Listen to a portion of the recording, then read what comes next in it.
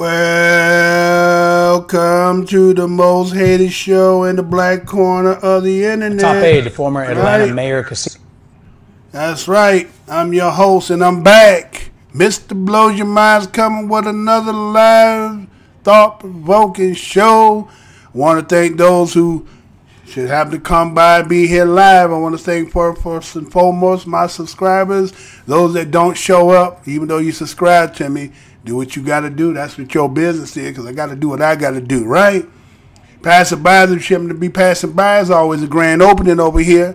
Go down the aisle, see something you might like, go ahead, shop, hit that like button, dislike button, hit that comment. Agents, it's going to be a battle to the end, ain't it? Anyway. So, again, I haven't been taking a hiatus. I just been doing other avenues of putting stuff out here, right? So, again, there's a build my case, right? Building my case, right? Again, they already know I know what it is because, again, I already seen the hearing. So I already got the evidence. We're going to show it. And, again, my family could always do with a check, right? So we'll deal with that at the appropriate time. So, all much been going on. Again, I put a couple of videos out here, whether you went out there and see it or not. That's your business. Again, I'm going to keep pumping and do what I got to do because that's what I'm here to do, right? I'm not a fair weather friend. Like a lot of some people out here, just fair weather people, right? You're kind of trendy, right? If it's hot for the moment, then you come. You have no loyalty, right? Hey, that's right. I'm going to say it what it is. It's always going what it is. So again, as it goes on, there's always something going on in the news, right? We have to always be vigilant again. I have to go and get my spiel before I get anything going, right? So again, hello and welcome to the Black Minds News and TV show. I'm your host, the whiteologist, Mr. Blows Your Mind. This channel is to report, transmit, communicate, articulate, relate, decode, unveil, spread the news, whether by news, video, websites, or quotes from publication. As I articulate these information, I ask that the creative universe be here, heart, mind, soul, and spirit. Because you know why? The creator don't need no partner. And you know what my motto is? Never going to tell you what I heard. I'm only going to tell you what I know. And again, as descendant of the greatest people who created the greatest country that they call the United States, we give honor over here. Now, as I was talking about,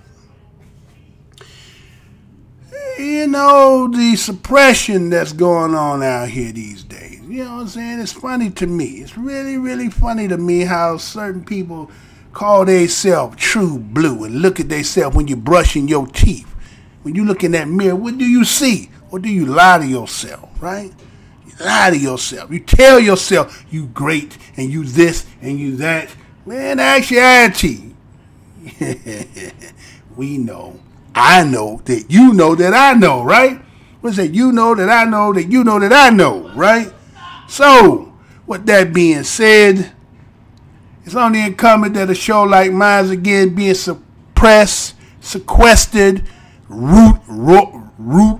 Yeah, it said railroaded, right? Again, I got so much that I'm going to just put out here eventually, man, to just show the trueness of who and what this is really about. Is it really about what people think when they come on here to do? Are you really here to be social media, or this really some kind of data way of just collecting information, otherwise they couldn't get on you, right? Is that what this all about? Because it can't be about freedom of speech in the press, and if you're following the policies and rules, but again, behind the scenes, they're altering you. And then they act as if like, you're not doing it. I already got the videos, I already got all the evidence to show that. Who the hell is Mindy Crumb or Mandy Crumb, right? Who gets to trademark your name when you got a URL? Who gets to do that? Do you work for the company? Oh, maybe that's what that is. Is there so many people behind the scenes that supposedly control this? Are they kind of like everything else that's going on in this country when it comes to those people, again, having their problems with other people and blaming everything on them when you are the beneficiaries of whatever that didn't happen to us by in history? Is that what that is? So there you go, what it is, right? So we're going to go ahead. So, right, let me go ahead and Well, you know, again, like this, again, as being a black person in this nation. And, you know, sometimes our people get in positions, they get their, let's say, degrees and bachelors, and they feel like, well, I done made it, I done got the education, now it's out there to go and get the bag and make the money and bring back the bread and take care of my family and do some of the things I always wanted to do in life. Then you try to take the path of those that you see do what they do. Because again, I remember I read a book that talked about Lucy, I think her name was Lucky Luciano, right? Lucky Luciano said, when he come back in this life, he said, the criminal that he was, he said, I ain't going to come like that this time. The next time I come back in life, I'm coming back with a suit and tie. Let me say that again. Lucky Luciano said, when he come back in this life this time, he decided, I ain't going to come this time the way I came as a criminal this time as a low life. I'm going to come back with a suit and a tie. Meaning that it seems like most people who do most of the damn work or the dirty work in this land got a suit and a tie on. But we are told to be respectable, and that's the way we're supposed to look at it, that this is wholesome and clean, and you looked at them with such, you know, with gleam in your eyes to something you to aspire to, right? So again, on the premise of that, most people try to aspire to that. And then they don't get to understand that inside of this monstrosity, there's a lot of evilness and things going on up in there, right? It's a lot of undermining and tricking and all that kind of stuff. And then you get in there, what they call green. You're a greenhorn, right? You smell brand new. And so you get in there. And again, you know, as our people, again, historically what we've been through here, again, you know, we always kind of sometimes look over the grass and see the grass is greener. So we say, hey, you know what? Because their ice seems to be cold, let me try and drink what they drink. Let me do what they do. Well, you know how the old game is. You know how the old folks used to tell you can't do what white folks do. You know they told you that. Even though that you may say, well, the mantra on the wall says we are all equal and the Constitution, you can say all that. But when it comes down to it, you come to find out that the game ain't played the same way. See, the things that they do that don't come to the forefront unless they bite in the hand that, again, was inside of it, then that don't happen to them. But you, when you come in there, you think this ain't about keeping an eye on you, making sure you don't do nothing? Well, when you talking about Mr. Blow Your Mind, well, I seen this story here. Again, I don't make light of fun about the situation, about what happens to somebody, right? But again, said if you try to follow somebody, try to do what they do, it ain't the same. And then there's always when you look at it, well, let me go and play it and then we get back. How about we do that? Let's just do that first, huh? Let me see, make sure, let me cue up everything first.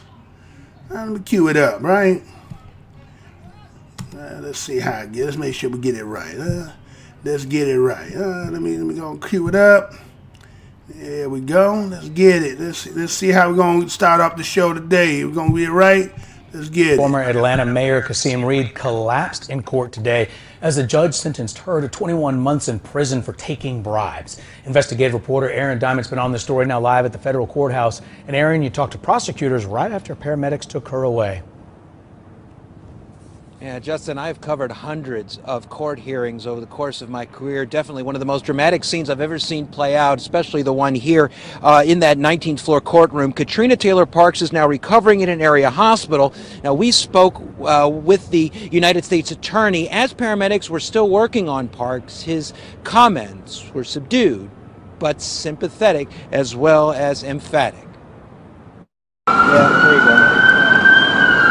Paramedics rushed former City of Atlanta Deputy Chief of Staff Katrina Taylor Parks into an ambulance Monday afternoon, minutes after she collapsed at her sentencing hearing. At this point, we want to wish her a quick recovery.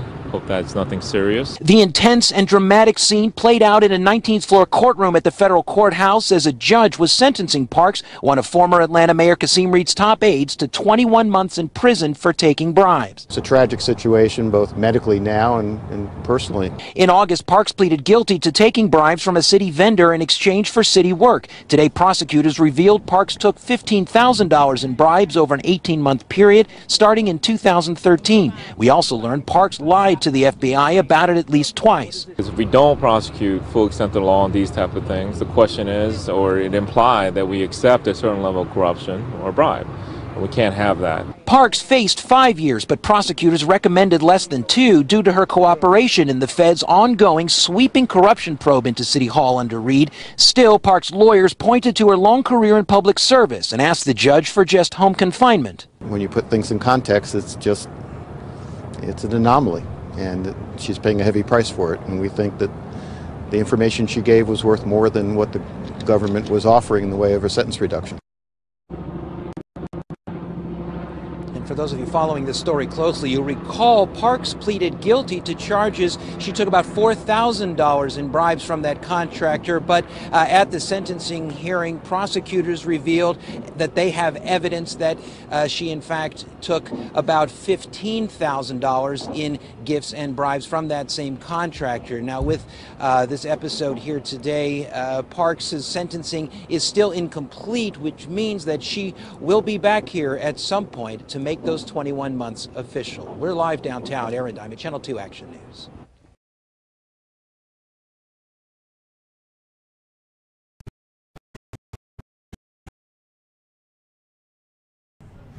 All right, think we back, right? So we back there. You just seen mayor of city of Detroit. She wasn't really mayor, but she was a public official, right? And so you know what I got to do. I got to go ahead and give you the, before I go on there, go ahead and give you the article to that, right? Because it don't make no sense for me to do that without doing that, right? Let me go ahead and give you that and come on right back, and then we just check this out once again. Let's get it. Official collapses during sentencing for bribery. You know I'm going to say that again. Excellent official collapses during sentencing for bribery. The story was done January 14, 2019. In the AP, and this is how it reads. The sentencing hearing for a former high-ranking Atlanta city official was dramatically cut short Monday when she collapsed to the floor as the judge sentenced her to prison. Katrina Taylor Parks, 49, pleaded guilty in August to conspiring to accept bribes while she was former Atlanta Mayor Kasim Reed's deputy chief of staff. Federal prosecutors say Parks accepted thousands of dollars from a vendor in exchange for helping him secure city contract work. She was the 6th person charged with the 5th to plead guilty in a federal investigation and corruption at City Hall that United States Attorney Young J. B.J. Pack said remains ongoing. Parks, who was standing to receive her sentence from the United States District Judge Steve Jones, collapsed immediately after he ordered her to spend a year and 9 months in prison and to pay $15,000 in restitution. She shook as she laid on the floor, saying she couldn't breathe, and United States Marshal cleared the courtroom. Medical personnel arrived to help her, and she was taken from the federal courthouse in downtown Atlanta by ambulance. The judge was not able to finish imposing the sentence, and lawyers for Parks and for the government said the sentence wasn't finalized and will be completed later. Roughly 30 people had packed the courtroom to show their support for Parks and 4 addressed the judge. They told him of her kindness, her devotion to the city and her community, and the difference she made mentoring young people. One of her attorneys, Jay Strongwater, told the judge that Parks is the main caregiver for her elderly mother, who suffered from dementia. She was a devoted public servant, aside from the crimes that landed her in court, had shown great remorse and aided the government investigation, Strongwater said. He asked that she be allowed to serve her sentence on home confinement, followed by a period of supervision with strict conditions. I recognize my lack of judgment and take full responsibility for those actions, Parks told the judge in an emotional statement as she asked for his mercy. Assistant U.S. Attorney Jeffrey Davis said this case was a difficult one. He cited Parks' otherwise exemplary and law-abiding life, but said that had to be weighed against her severe criminal conduct. Ms. Parks' conduct shatters the very delicate trust between the city of Atlanta and the citizen, Davis said. Prosecutors have said that beginning in 2011, Parks met multiple times with the city vendor and accepted bribes from him in exchange for using her position to help him win city work. Over a period of more than 18 months, Parks traded her powerful influence over city contracts for approximately $15,000 in monies, trips, and gifts, including Louis Vuitton handbag, a trip to Chicago, and a cruise to Mexico, Davis said. In interviews with the FBI in November 2017 and February of last year, Parks falsely said she had never taken money from the vendor, prosecutors have said. The year and 9 months in prison that the government had recommended actually showed great leniency and took into account her cooperation, Davis said. He noted that since May, she had provided information to the FBI, the IRS, and the U.S. State's Attorney Office during 16 in-person meetings and 4 phone calls. She also made 11 recordings from the FBI and authorized agents to download information from 2 cell phones, Davis said. Jones said he was impressed by the number of her supporters and the good things they said about her, but he said he couldn't overlook the seriousness of her crimes and was especially troubled by the evidence that suggests she pressured city employees to do things that weren't right. He also noted that she had lied to the FBI about her relationship with the vendors until agents presented her with evidence. 4 other people have pleaded guilty and been sentenced to prison as a result of the Atlanta corruption investigation. They include the city's former chief procurement officer, 2 construction contractors, and a man who tried to intimidate one of the construction contractors to keep him from talking to federal investigations. Former city director, human service, and political consultant Mitzi Bickers is accused of soliciting and accepting payments to help steer lucrative city contracts to 2 construction contractors and their companies. She has pleaded not guilty.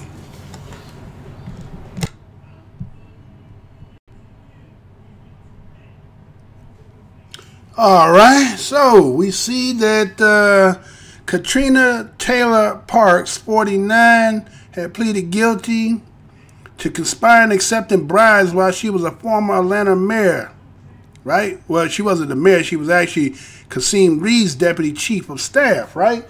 And so, again, what we see is when you see politicians and when they finally have a scandal, the difference between black politicians and white politicians is the white politician be getting the bag. You know what I'm saying? You know, they be talking about, I get the bag, and you get the bag. You get the bag, right? They be getting the bag, right? When our people go in there, when you look at the history, let's just go over a few. Let's just say Jackson Jr. It was for peanuts, right? The brother that was in Detroit, it was for peanuts, right? You don't get the bag when you're a politician and trying to go under the table, right? Because they got the microscope on you. You know that business is not for you. And again, this ain't me, like, you know, throwing shade on this sister, right? This is for the lessons for those behind who should happen to see or hear.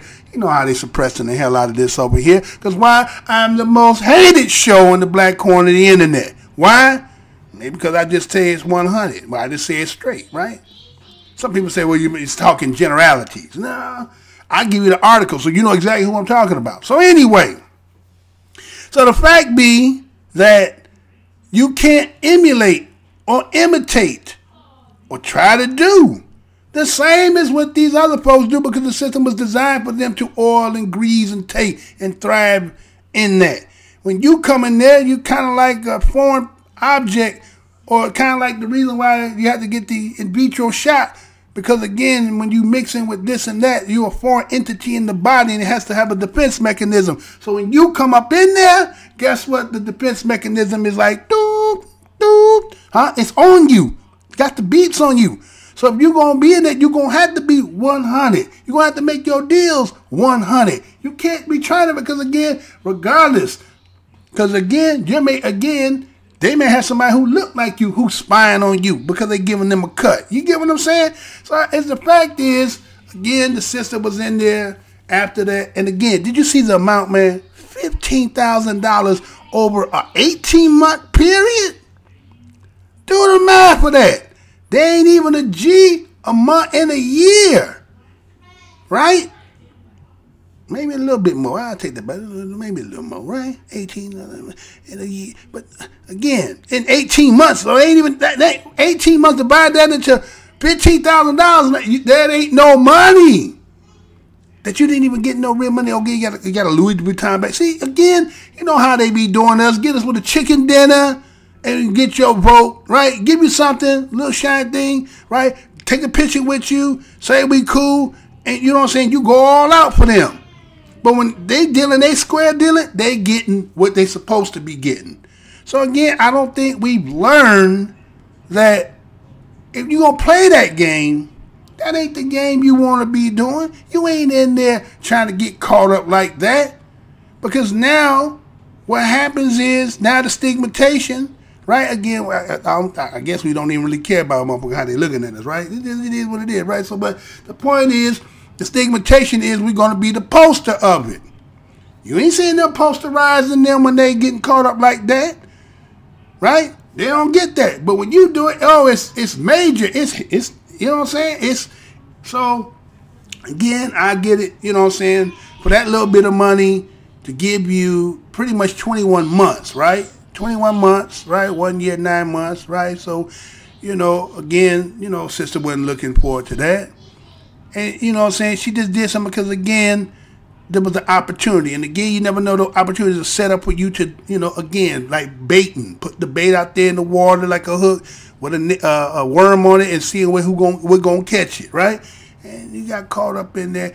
Again, no shade here. Again, it's just more of a lesson, right? We need to look at those as lessons. Again, for those who out here and that's the lane that you're trying to take, that ain't the move you got to do because, again, you know when you in there, right?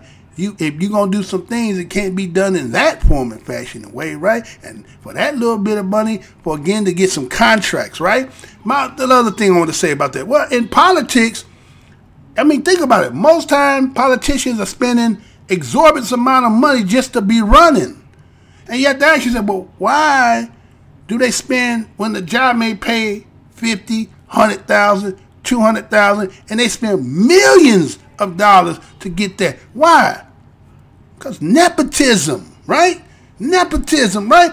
If you get, say you get a position like that, you ain't gonna be trying to get your family members all some good paying jobs. That's a come up for the family, right? Right? That's what you do. They call it nepotism, right? Come on in, family, you get them all in. But it seems like if we play that role, it's breaking the law. So again, like I said, you can't do what the old folks say. You can't do what white folks do. Well, there's a lesson to be learned here. Again, we don't know light of it. Hopefully that sister recovers and get more help to her. Again, I'm pretty sure the shock of it all, to see where you end up being in a situation like that, you never foreseen that. But again, that's the way the game is. That's the way it played. That's the way they do, right? So again, just bringing some attention to it. So those who didn't see it, right? So you know, gonna move on, right? What else I got in the bag over here for you? Well, you know how I do it. Well, this one here, right? This one here. Well.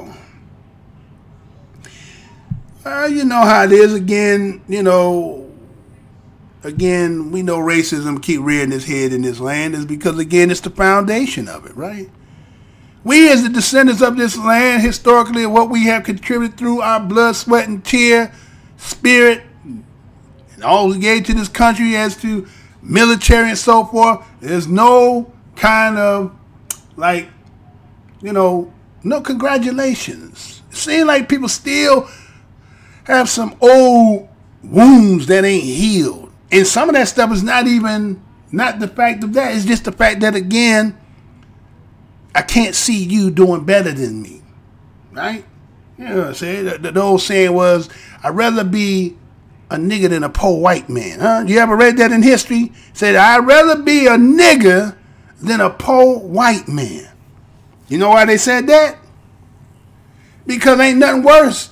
Because I think Paul Mooney made a joke about that, said to see a poor white person on the street, homeless, and say, what a waste of good white skin. I'm going to say that again, right? He said, what a waste of good white skin. So when you in a position in these jobs and you're like supervisor, or it's known that your position makes more money than certain other people, they got a problem with that, right?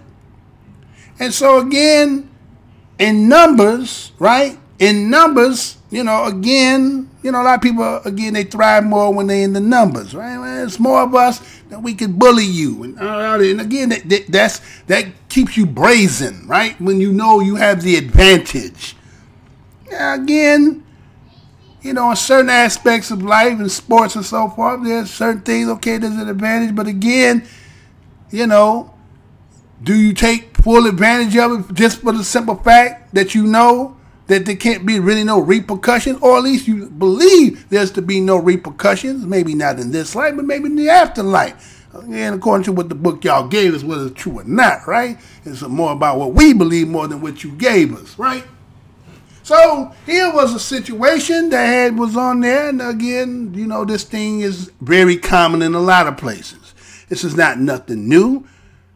This is the fabric of our lives in this country that we call the United States. Now, a lot of people will try to act as if like, no, we're beyond that.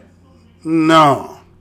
We can't understand. Well, I guess it ain't about for us to understand. We have to just look at and wonder, what is it that's stuck in your craw? Why you got to constantly being this way?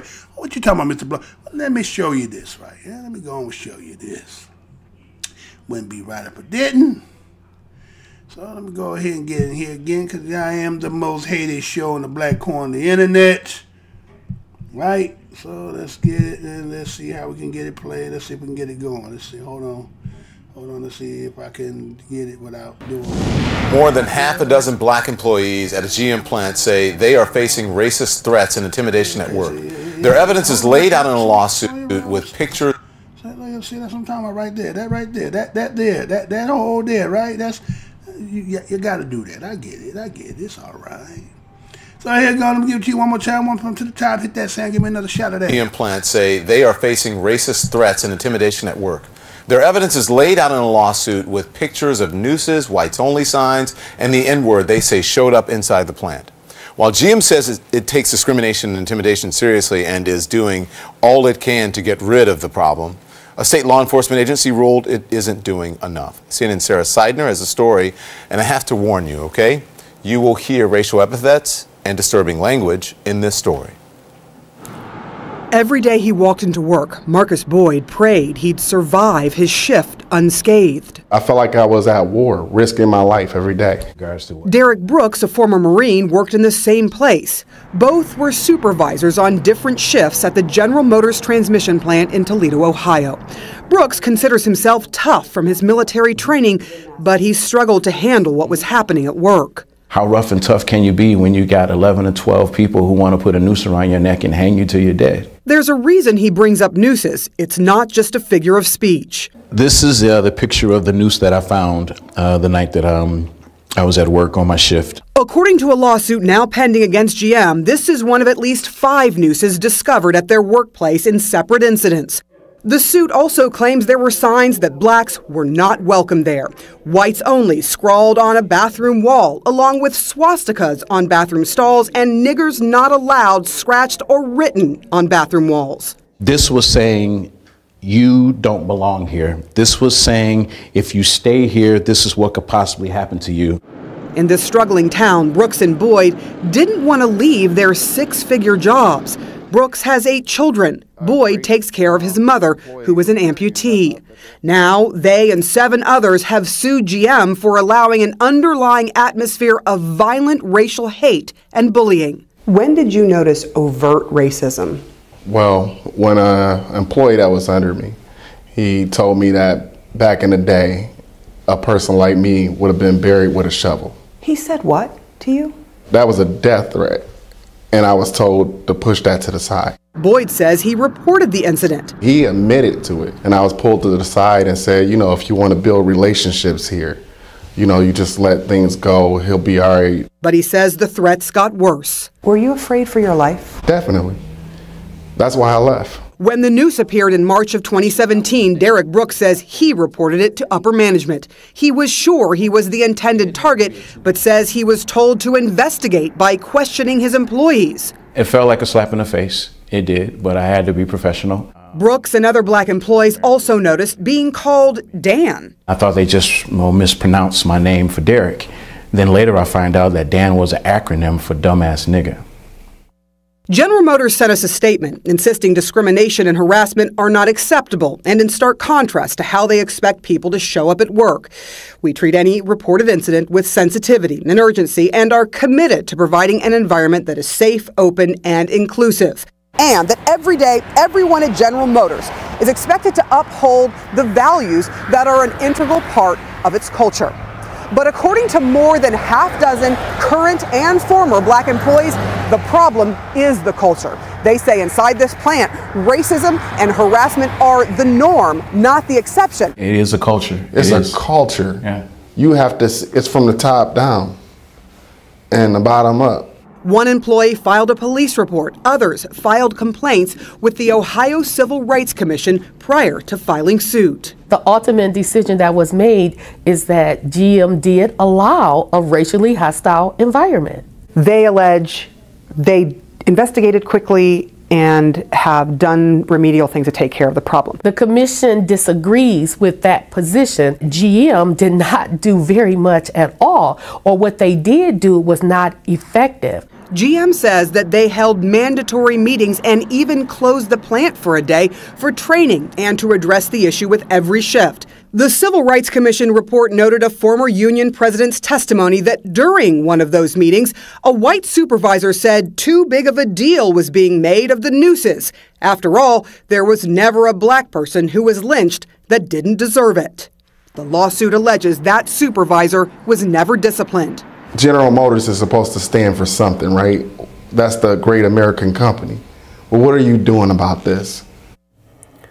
A GM representative that we spoke to says that they have not identified those who put up the nooses, and therefore no one has been fired for those incidents. They said, however, that some people have been dismissed in that Toledo plant during what it's calling its extensive anti-discrimination and anti-harassment work, and that work continues today. But Don, guess what else continues? Yeah. The racist threats. Just today, we received a picture from inside of the plant sent to an attorney that mentions hanging people. There have been other threats against those who have spoken out, black workers there, threats directed directly at them, and they are now in fear and would not go on camera because they were in fear for speaking out again in case more threats came their way as they're going through this process, Don. You told us, Sarah, what GM said. What about the union?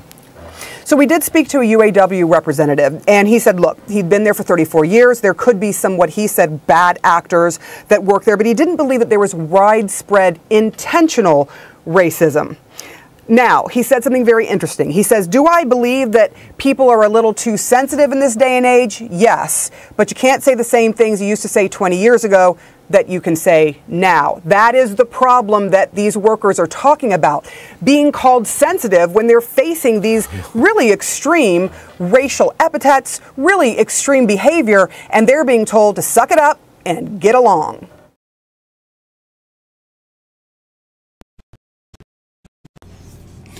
Black workers at GM plant where nooses were found allege racial harassment is ongoing. You know I'm going to say that again. Black workers at GM plant where nooses were found allege racial harassment is ongoing. I felt because it got to a point where I didn't want to deal with the racial tension and toxic environment anymore, one former worker told NBC News. This story was done January the 17th, 2019, coming from NBC News, and this is how it reads. A lawyer for black workers suing General Motors over alleged racial bullying at an Ohio plant where nooses were found 2 years ago claims the harassment there is ongoing. The hostile environment has continued and reached a retaliatory level, said Michelle Valk, a lawyer representing a group of black current and former workers at the Toledo plant who sued the automaker in April of 2018. The suit alleged the company failed to take prompt corrective action after black employees at the GM powertrain and fabrication plant reported acts of racism, such as the hanging of nooses and white-only bathroom signs. Now, Vox says she is prepared to amend the complaint because the alleged racial harassment is still happening.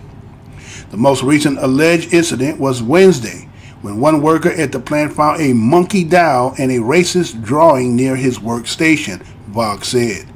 If somebody was stealing parts, they would clamp down on that, Vaughn said on GM. But here they are, stealing my client's civil rights, and they don't take that as seriously. Derek Brooks, 48, said he worked at the Toledo plant for about 2 years. In March of 2017, Brooks said he found a noose hanging in his department. The reason I feel confident it was aimed at me is because I was the only black supervisor in that department working on that ship, Brooks told NBC News on Thursday. I left because it got to a point where I didn't want to deal with the racial tension and toxic environment anymore. The pending lawsuit that was filed last year in the United States District Court for the Northern District of Ohio accused General Motors of allowing underlying atmosphere of violent racial hate and bullying. The lawsuit alleges black workers were called racial slurs and that some white co-workers wore shirts underneath their overalls or coveralls with visible Nazi symbols on them. Some black workers also claimed they were told to be careful because a white employee's daddy was in the Ku Klux Klan, the lawsuit says. The workers are seeking unspecified punitive damages and asking in their complaint that the company takes certain measures at the plant, including installing cameras and monitors in the workplace, increasing security. General Motors has said it treats any reported incident with sensitivity and urgency, and has taken several steps to address harassment at the plant. Our investigation continues, and there is an accompanying police investigation also, a company spokesperson told NBC on Thursday. At this point, the investigation has yet to identify the responsible individuals.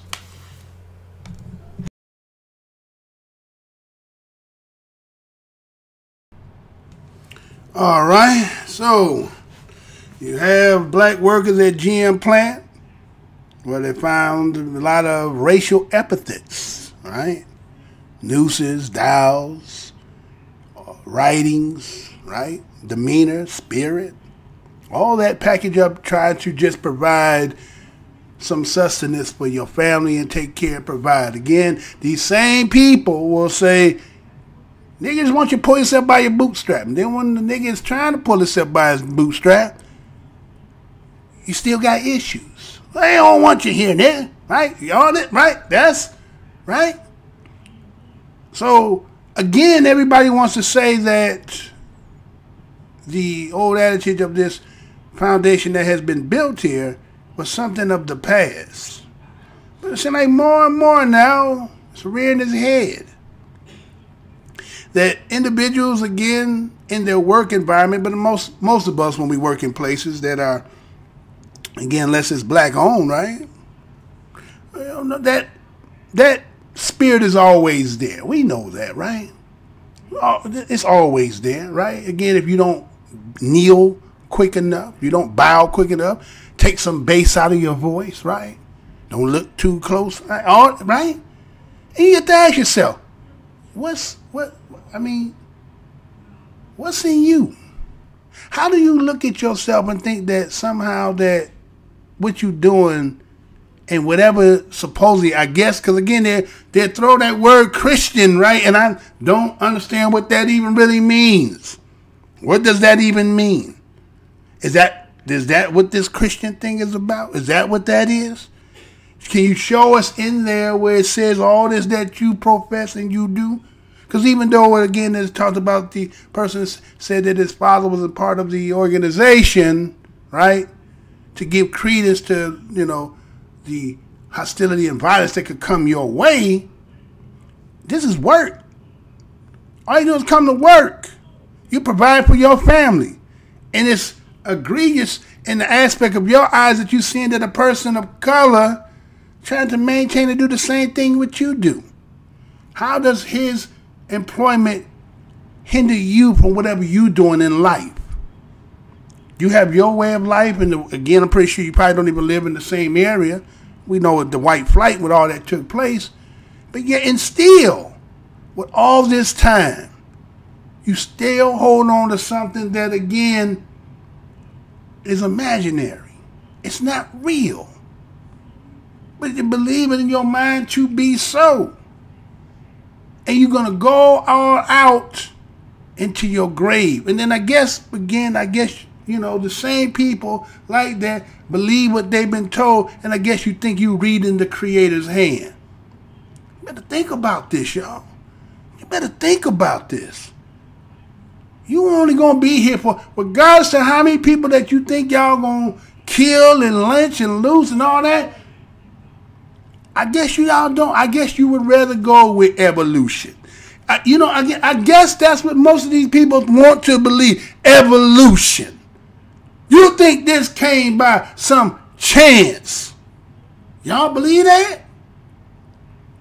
Then I guess the psychosis that we see fits what it is.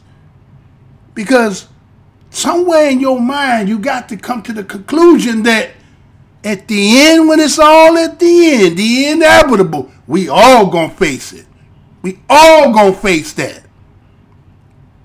I guess you say, well, shit, I'm down with the team that according to the book told you. But you don't know if that book telling you the damn truth. And the one thing, in this game of poker, you can't read the Creator's hand. People like you been you for a long ass time. And y'all been falling for that shit. People who've been oppressed for the longest in this country, you still holding something that don't make no sense why you do it. And you gonna ride the wheels till it fall off. And then you have to deal with the inevitable. And whether you believe that or not is on you. Again, each one is accountable for your own action. But you don't believe that. I think maybe because y'all throw the pitchfork hand and talk with all that worshiping, that again, let's put it this way. If you think that the devil is going to just have the place of hell and he's going to rule it, who told you that? Did the Creator tell you that? Or did that book tell you that? And if that should be the case, maybe the place that you go will be the hell that you would never think you would be. And guess what that might be? Where all niggas at. Think about it. Your hell might be where all in just niggas for eternity. And you the only motherfucker there.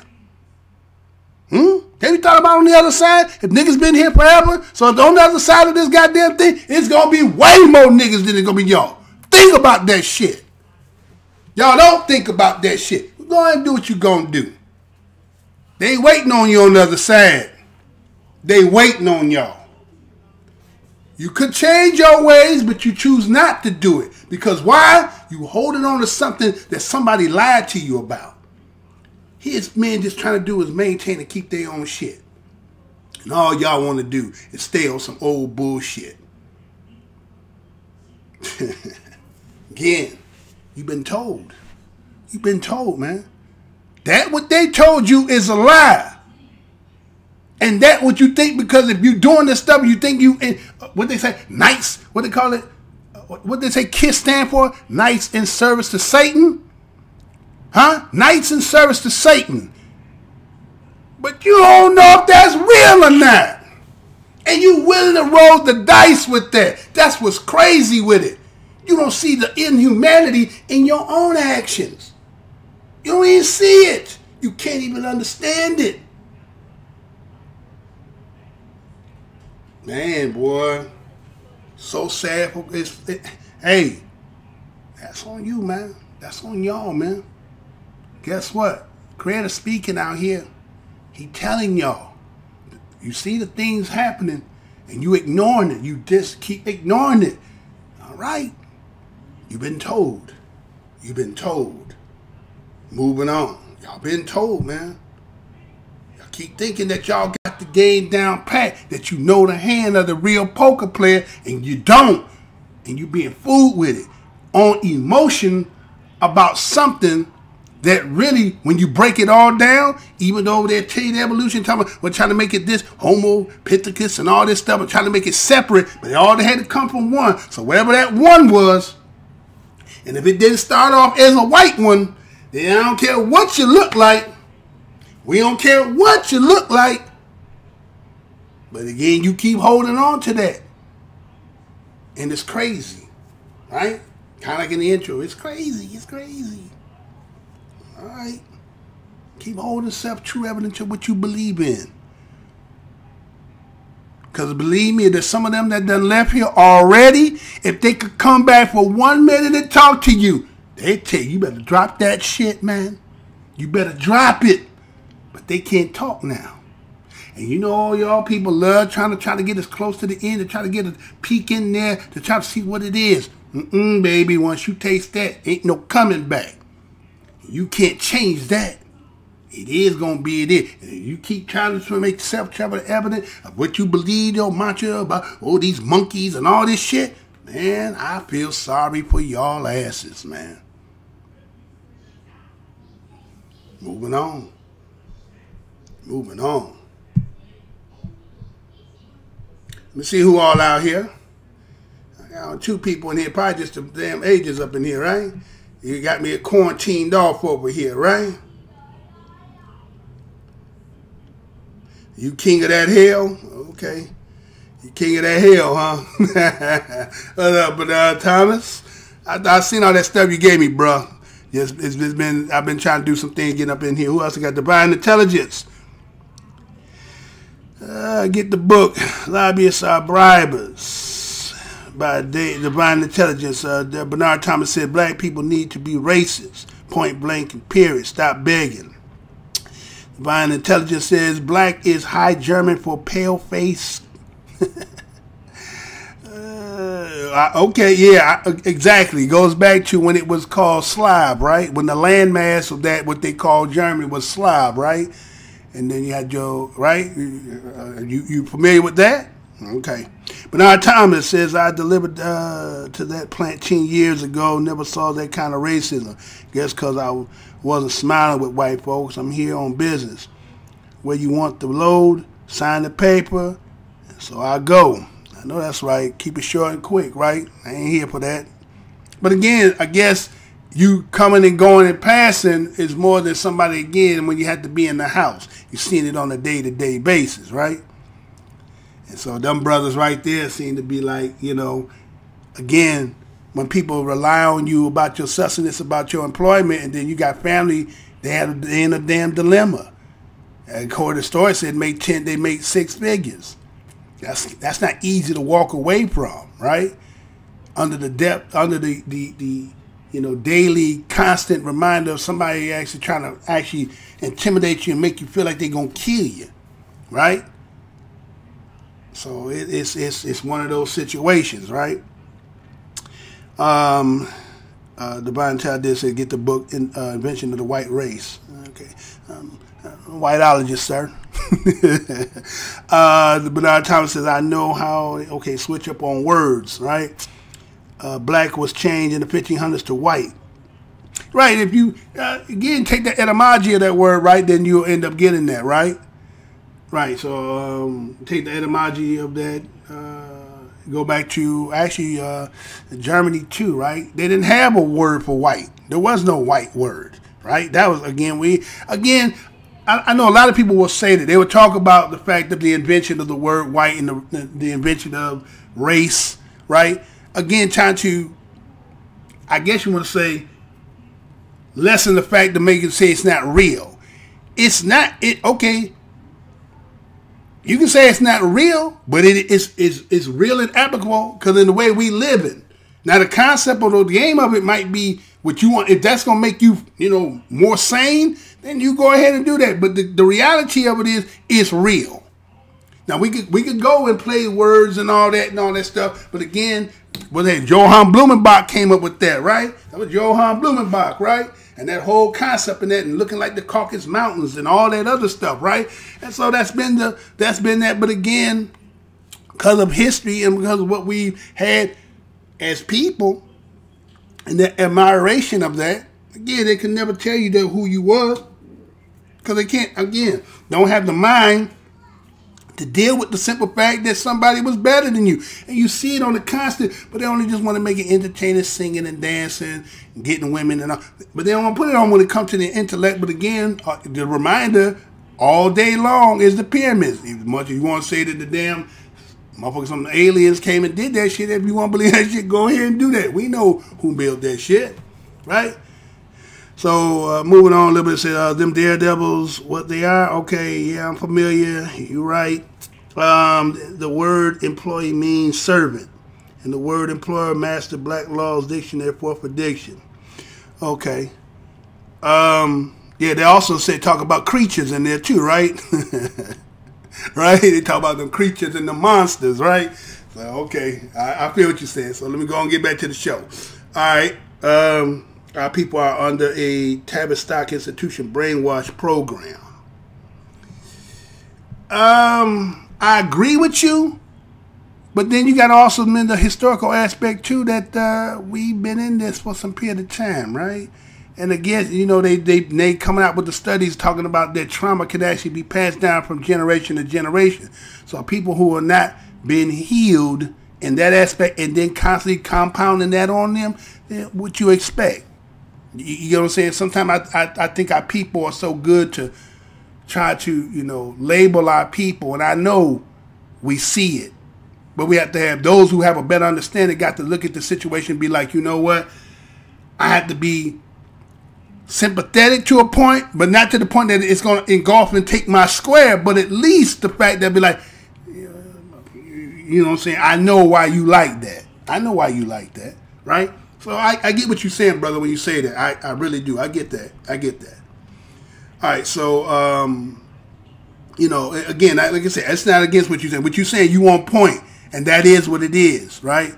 But, again, it's systemic, right? This is generational. It's not just an individual who's just born and then they just fucked up like that. No, it's, you know what I'm saying, era through era, parent passed down, and then a lot of times what we try to do is we try to use education, right? Because I think a lot of, I guess you could be saying, we got a lot of high function illiterate people. You get what I'm saying? They can walk, tie their shoes, put on their clothes, you know what I'm saying, speak some syllables, but then, you know, there's certain shit that's going to trigger us in a fucked up ass mentality, and that shit happens. And so again, I think that's just the attributing aspect of what done transpired over our encounter since we've been here.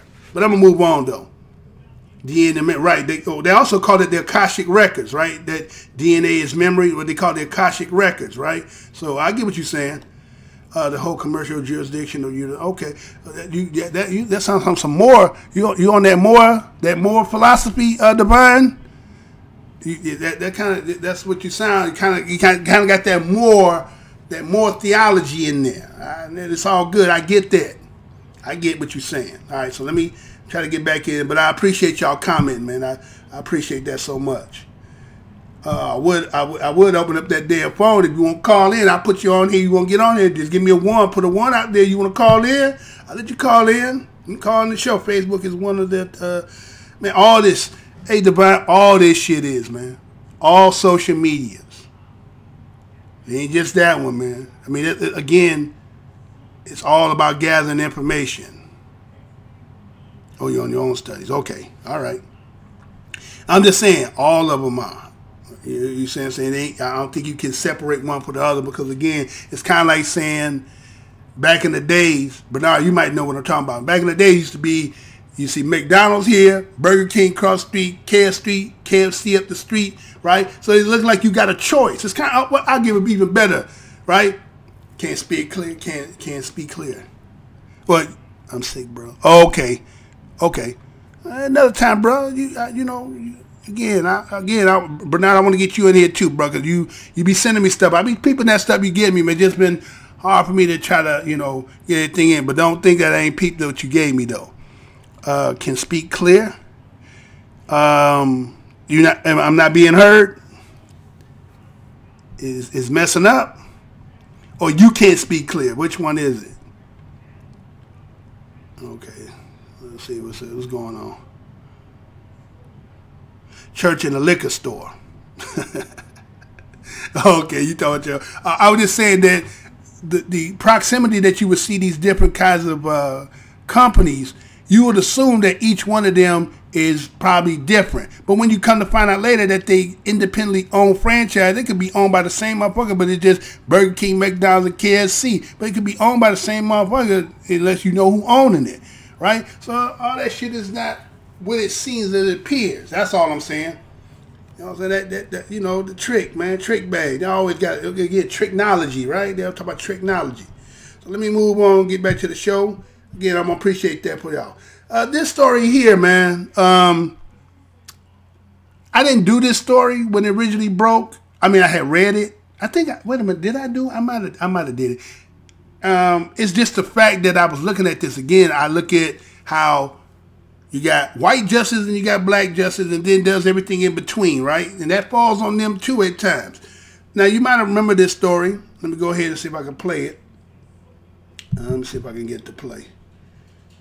Sometimes, you know, it'll do what it want to do. Let's see if it's ready. Okay, maybe it's ready. No, there it goes. Trying not to play. Okay, there you go. I mean, just some of the times it's all right. So check this out. Let me play this and be right back. And let's get it.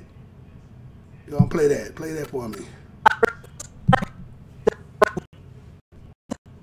A customer. Police say that this woman was fatally run over by a woman trying to avoid paying for her nails on Saturday near Flamingo and Decatur. Anchor Masa Saidi is live in our studio with an interview you'll see only on 13 Action News. Masa. And that is right, Carla. Tonight, police are still looking for this mother's killer. Meantime, her daughters are showing so much grace and strength. They're very private people, but they opened up tonight to say thank you to the community.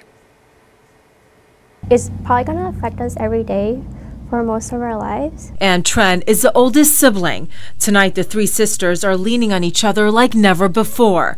When you look closely at each of their faces, Anna and Christy, you can see the resemblance to their mom, Nakyu Nugent. Just 3 days ago, the girls lost her suddenly. If God felt that it's time for my mom to go, then it's time for her to go. You know, it's all in God's hand, it's all in God's will, and it's nothing we can do or say to change that. It's an extremely tragic situation, especially when you're dealing with something, you know, a $50 to an $80 theft from a business. The outside of the nail salon turned into a grisly crime scene. Police say a woman in her 20s didn't want to pay for her nails, and when Nakyu tried to stop her, she was run over and killed. We're told the suspect used a rental car that was found nearby, but by the time police got there, she was long gone. Tonight, as the girls wait for justice, they're choosing to accept what's happened and look for the good. And so, they want to say thank you. Every words, hugs, gifts, it mattered to us, and we can't express how we feel through words, and we just want to say thank you everyone for the support. Masa Saidi, 13 Action News.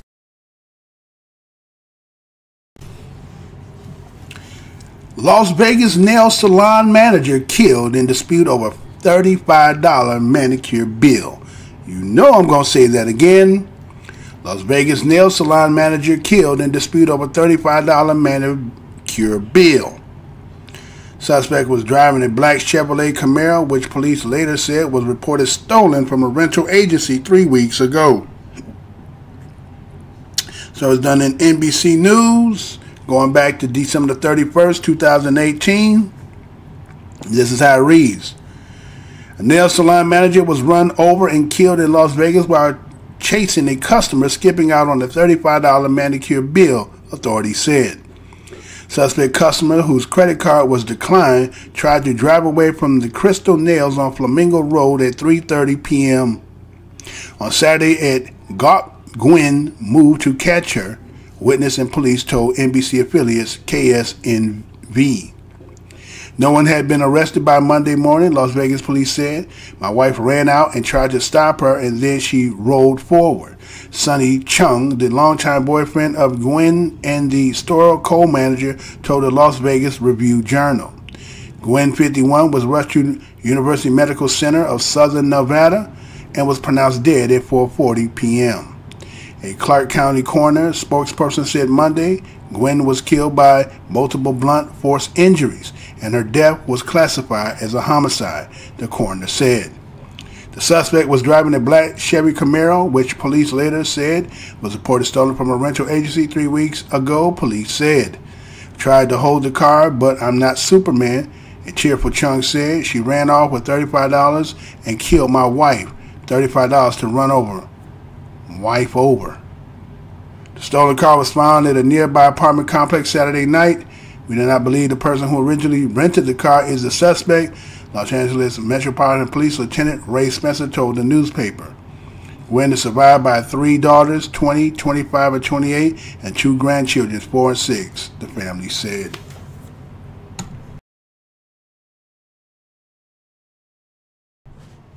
All right, so not so much again. I know this story had been done going back, I think, like the end of December, like the 31st of December, which again, they just did the update on it. They still haven't found the individual that, you know what I'm saying, ran over, what was her name, Gwen, what was her name, hold on one second, I'm going to make sure I say her name. They don't say her name, okay. Gwen, all right, that's her name, right? Okay, say that 5 times, right? So, here it was again, right? Now, again, when I first heard this story, matter of fact, I was talking to somebody at the time when this story took place, and they was under the assumption they knew they was black. And I was like, why you thought they was black? Because it was a nail salon and running out, right? And at that time, I just heard the story, and then I went and I did the research and looked, and I said, oh, no. This was a white woman. This was a white woman that did this, right? Now, when you look at what happened, that's tragedy, right? Again, if you got a place of business, your business is needed about its profit, right? Again, you can't function on for nothing, right? But again, there's certain measures you might take, to try to get. Now, according to the story, it said the white woman gave her credit card, right? You had the credit card, huh? Now, I know it declined, right? But I ain't hearing them saying that they got the name off that credit card, right? Because they said that, okay, when she left, talking about where she going to go, let me go. I got my money in the, in the car. I'll be right back, right? Well, Yin was like, I ain't going for that. We ain't going that okie doke. You ain't finna pull that okie doke on me.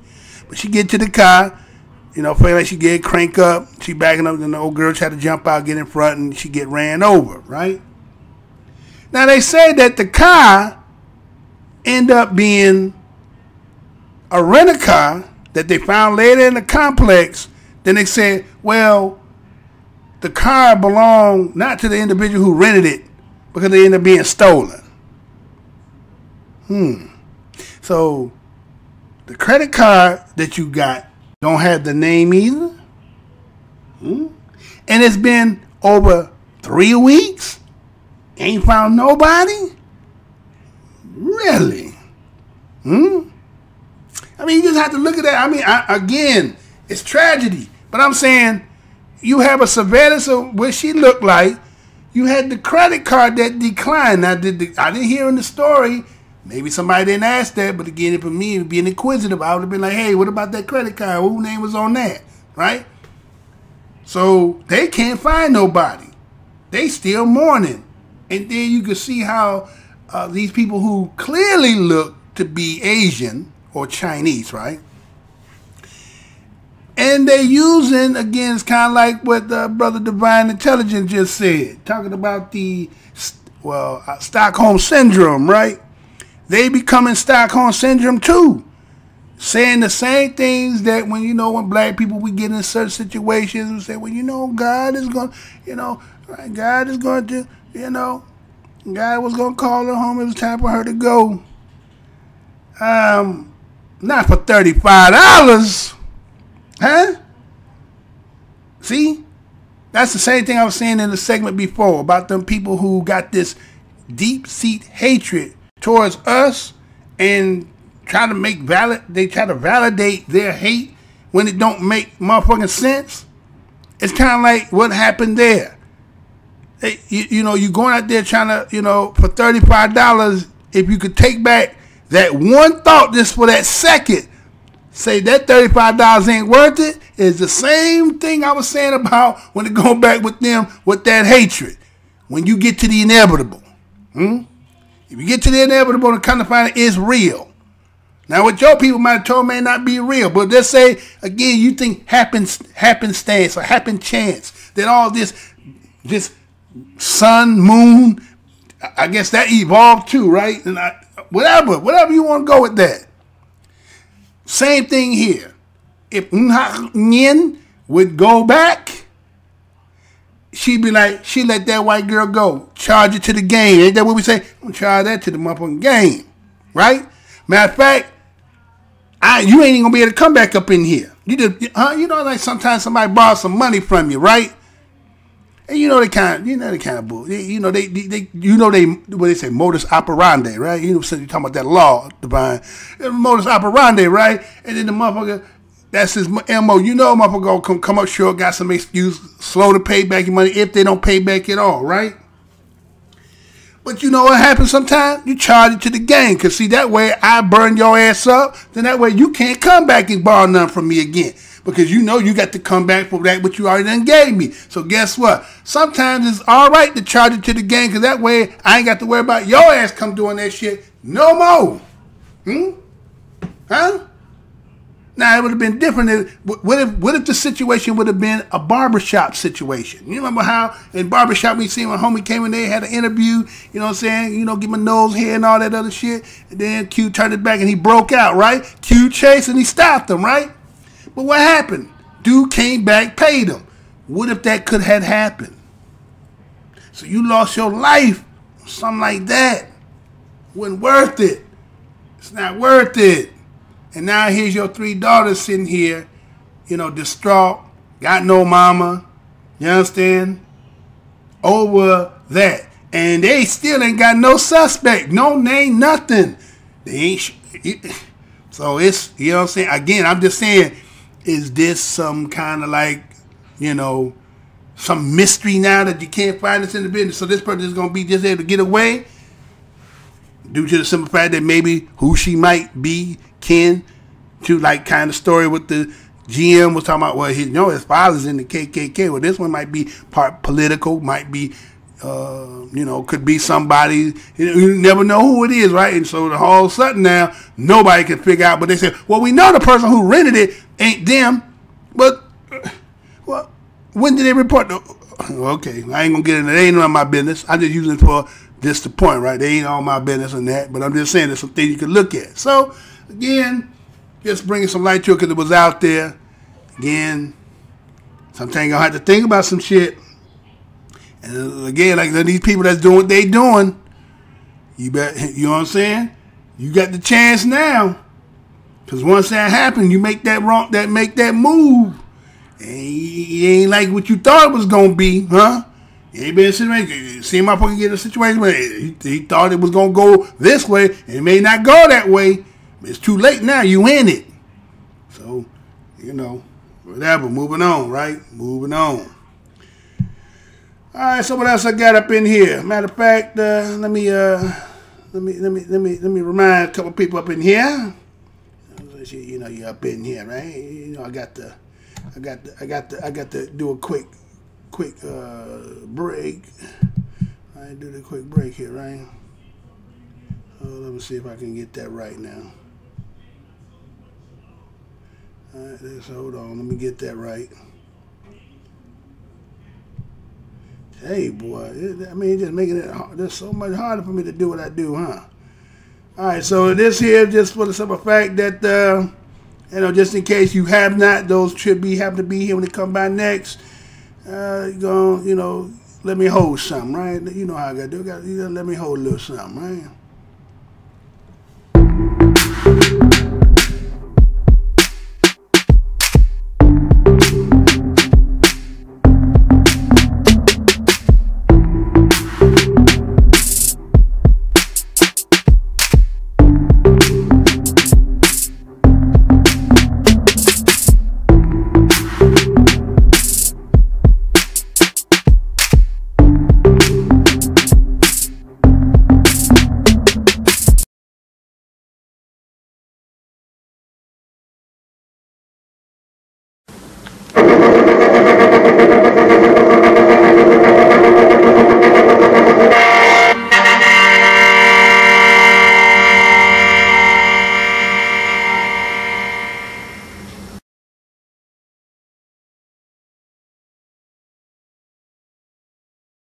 Alright, so I had to get that out the way.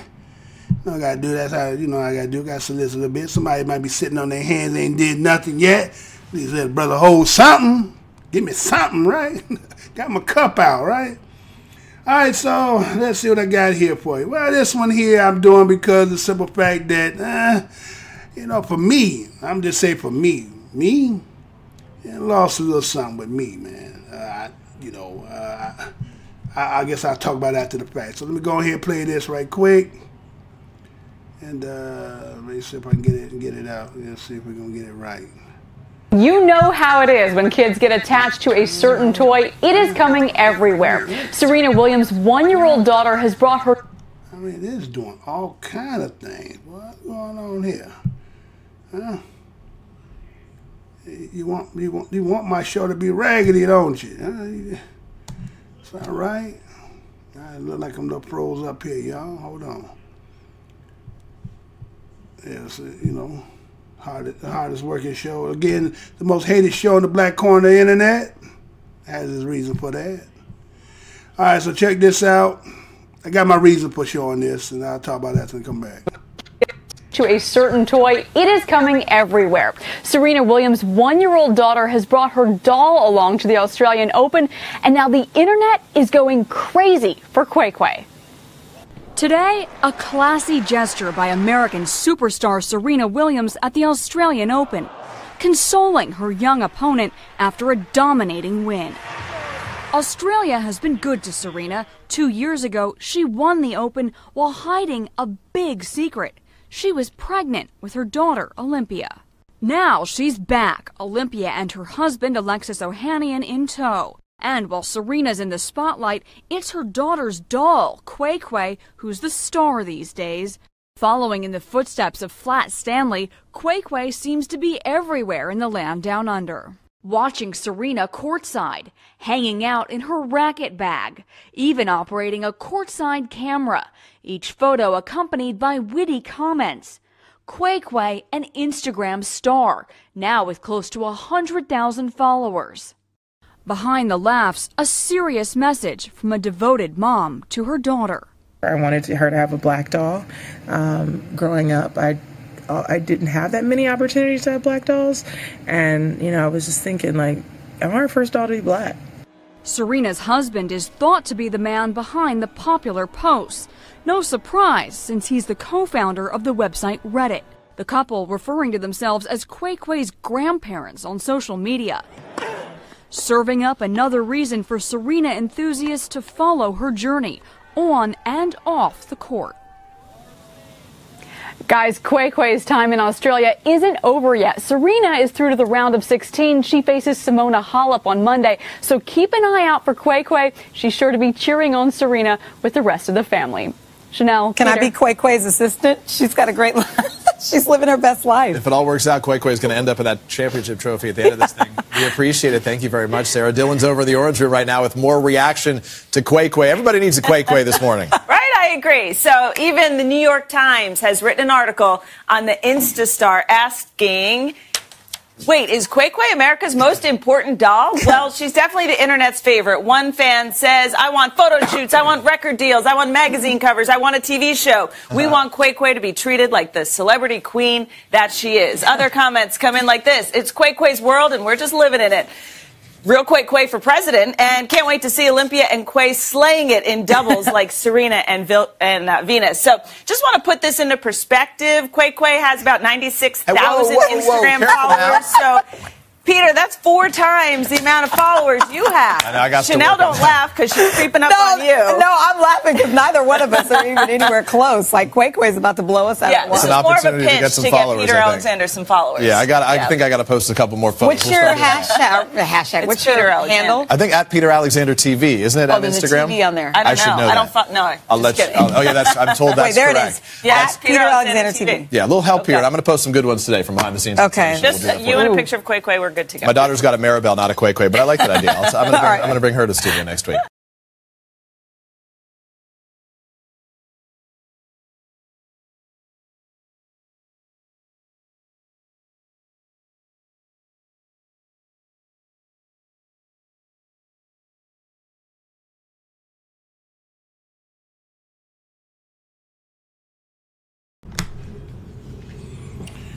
Daughter celebrity dog KK holds special place in Serena Williams' family. You know I'm going to say that again. Daughter celebrity doll KK holds special place in Serena Williams' family. The story was done in the United States today, January 15, 2019, and this is how it reads. Melbourne. These days, Serena Williams is definitely not the most visible member of her family, except for when she's on a court in front of 15,000 or so fans. In social media circles, Serena's husband, Alexis, and even her daughter, Alexis Olympia, are far more in the forefront, but even they're taking it backseat to allow real KK shine in the family spotlight. If you're saying KK, who is that? You must not be a bona fide Williams fan. Anyone who follows the 23-time Grand Slam champion knows that KK, pronounced KK, is Serena's daughter Olympia's most cherished doll. KK is seen everywhere the family goes and even has her own official Instagram page. She currently has over 87,000 followers, has made 68 posts, and even follows a few people, including Aunt Venus. As for KK's profile, it describes her as daughter and best friend of Olympia Ohanian, as well as granddaughter of Serena Williams and Alexis Ohanian. Don't think that the families are the only ones currently going KK crazy. On Tuesday, the official WTA Tour Instagram page posted a video of KK riding the electronic umpire chair used here at the Australian Open. Clearly, the doll was hoping to umpire Grandma Serena's match. Williams actually seemed most excited with questions about the origins of KK during her post-match interview session after beating Tatiana Maria of Germany 6-0, 6-2 in the first round on Tuesday. KK is a doll I got her, said Williams of the toy from Olympia. I wanted her to have a black doll growing up. I didn't have that many opportunities to have black dolls, and I just was thinking, like, I want her first doll to be black and her Olympia heritage. Obviously, she mixed. She's Caucasian and black, but I feel that was her first doll, and I said her second doll would be Caucasian. I definitely want to always teach her love and teach her just basic human. Humans should always have love for each other no matter what color they are. They're denying that Williams has figured out traveling with a 17-month-old doesn't equate to an easy lifestyle. Now that Olympia is walking and always on the move, life has become even more hectic for Williams' Ohana traveling trope. It's definitely different to travel with a toddler as opposed to a baby, Williams said. Infants, I think, are easier, and everyone said it's easier. I didn't quite understand. Olympia takes a lot more attention now. Williams admit the responsibility that comes along with the motherhood has somewhat changed how to conduct her career business to make sure family is first and foremost. Spend a lot of time with my daughter. I think that the priorities for me, she said. I feel like literally every moment I get practice, and then I go home. It's kind of what I do in Florida. I train and I go right home, and I spend the rest of the day with my daughter. From now, as a working mom, I feel guilty, she added, and I understand that that's normal, and these are years I'll never get back. I just try to spend every moment that I can when I'm not working with her. And for me, that's super important. In the big picture, William has absolutely no regrets. Motherhood, she believes, is worth all the effort. It's really cool to be a mom and to be her mom in particular, said Williams, assessing her multifaceted roles in the world. I feel really special.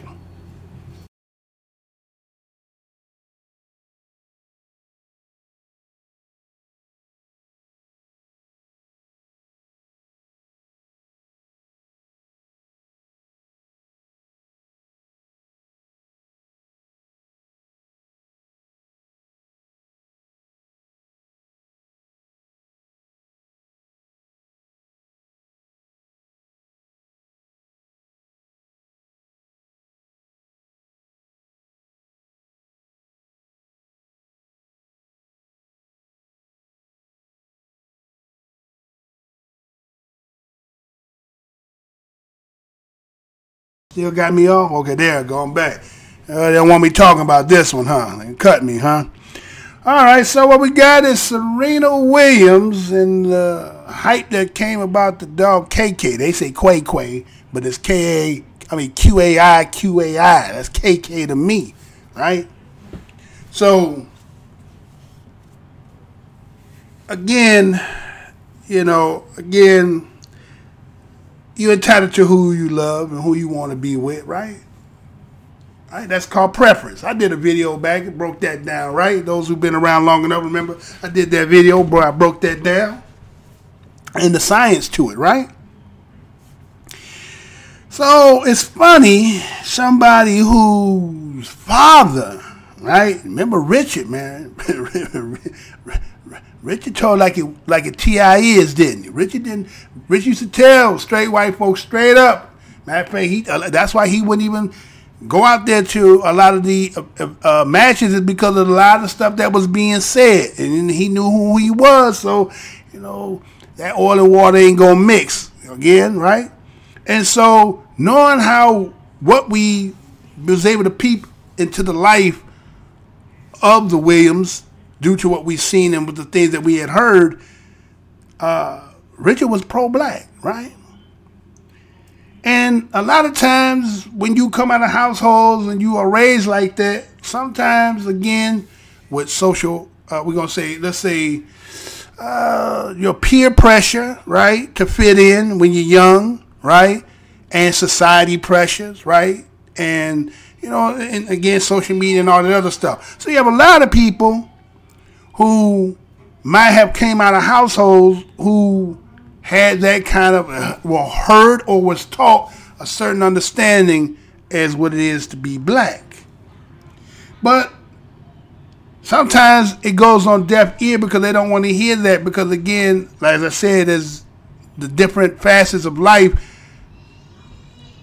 a lot of people are not taught that. Again, some people are raised and some people are born, right? Birth and raised is two different ways of life. Birth, somebody just had you, raised me, somebody took the time to sit down and inculcate to you and put the game to you. So somebody who heard that may have, again, because of hearing that, decided that maybe that's not what they believed in, again, or they was drinking the Kool-Aid because TV, pumps a lot of, let's put it this, subliminal messages in impressionable minds and make everything else on the other side colder, greener, nicer. You get what I'm saying? And so here's a woman who got to the plateau of almost supremacy in her professional sports or her professional career. And so as being a beacon of that image, there's a lot of people who are impressed, who are inspired by her, and will emulate her. So when it came out, again, we had seen her over the years dealing with people, we've seen, I think it was Common, right? I think Keyshawn, I think Keyshawn was, he was, right? It's quite a few brothers that had been with her, right? But none of that stuck, right?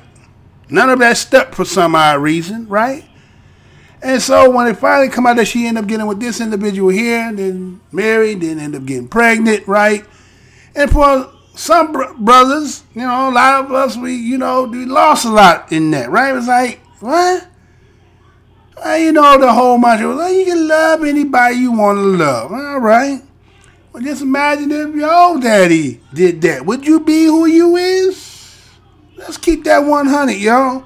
See, a lot of people do that. They want to act as if like, okay, when you talk about reproducing self, right? When you reproducing self, then you go in the same formula or pattern of how self is made. Anything outside of that, you don't know what you're getting, right? You don't know what you're getting. So what ended up happening is she ended up getting with somebody of another persuasion, right? Had children with her. And again, because of the day and time we in, a lot of people, again, that's kind of some of the Brian talked about, the Stockholm Syndrome, or captive bonding is another way to say that too, bro. Captive bonding, where a captive will eventually fall in love with that who has him or her hostage and then find no wrong in it. So, KK, the doll, being represented as a black doll, but again, is the child black?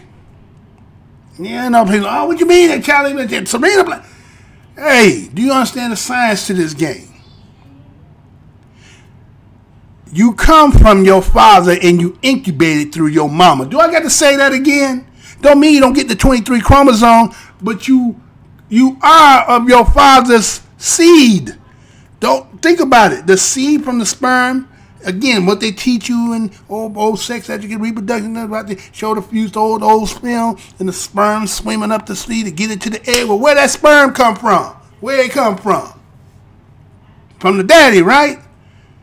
So if you are where your daddy is, and so here she is making a statement that she want to give her KK, right, first.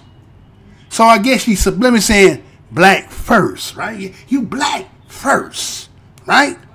If that was what you was thinking the whole time, then why are you over there?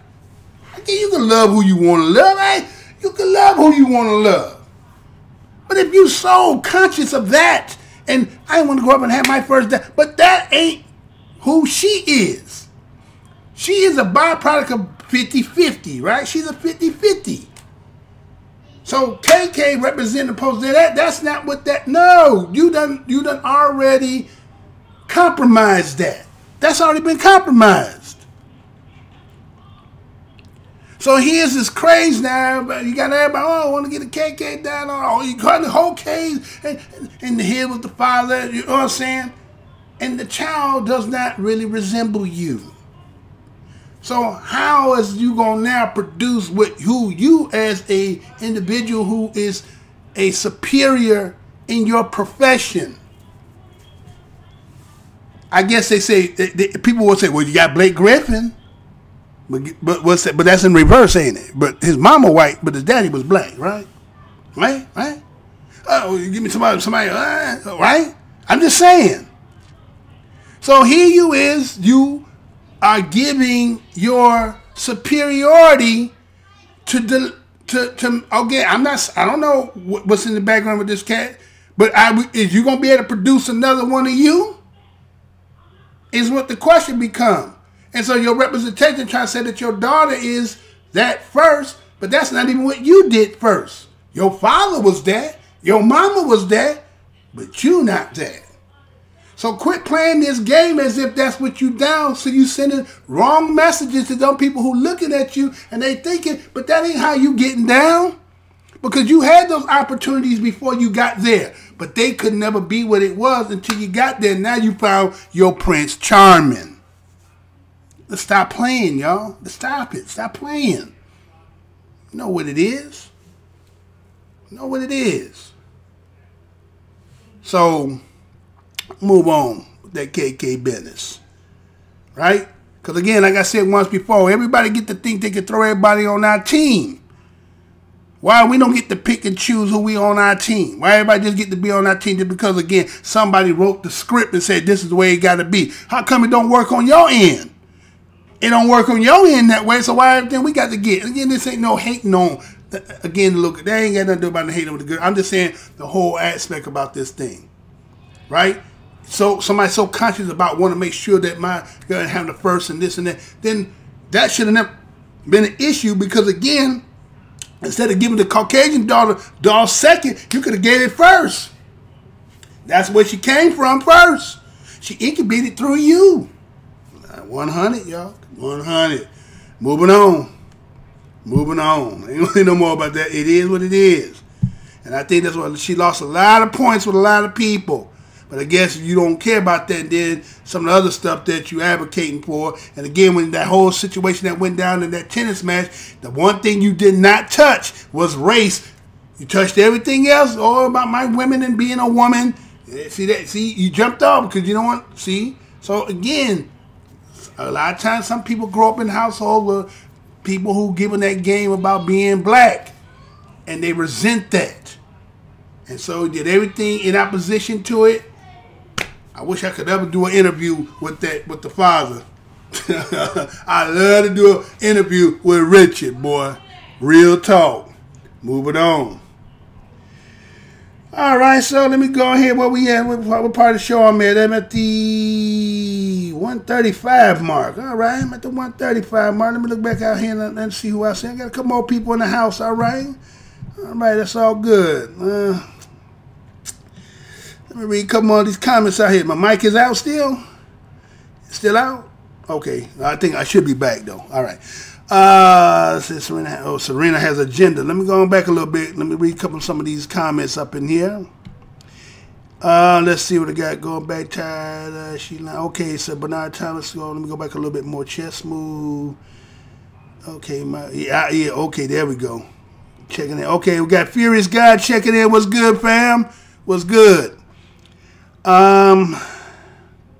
Let me go back a little bit. Okay, that's it. So Bernard Thomas said, look at the language used from Asians speaking on the white women. Okay. It got Bernard Thomas said, Serena daddy just about drowned her. He has a book out on racism as well. That's what I'm talking about, Bernard. Her father, you know what I'm saying? He was pro to the heart. Right? And then that's what I'm saying. When you look at both his daughters, and I'm gonna say this. I'm gonna just say this. I believe the mama too, man. I believe that mama got one too, right? So you see, both them got in. So you know what I'm saying? So it's this again, black women have a hard time understanding what we as black men understand this game.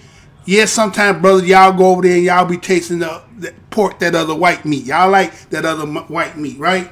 You'll go there, you'll go in there, and sometimes y'all get caught up, and then you end up having it. Then that's what it is, right?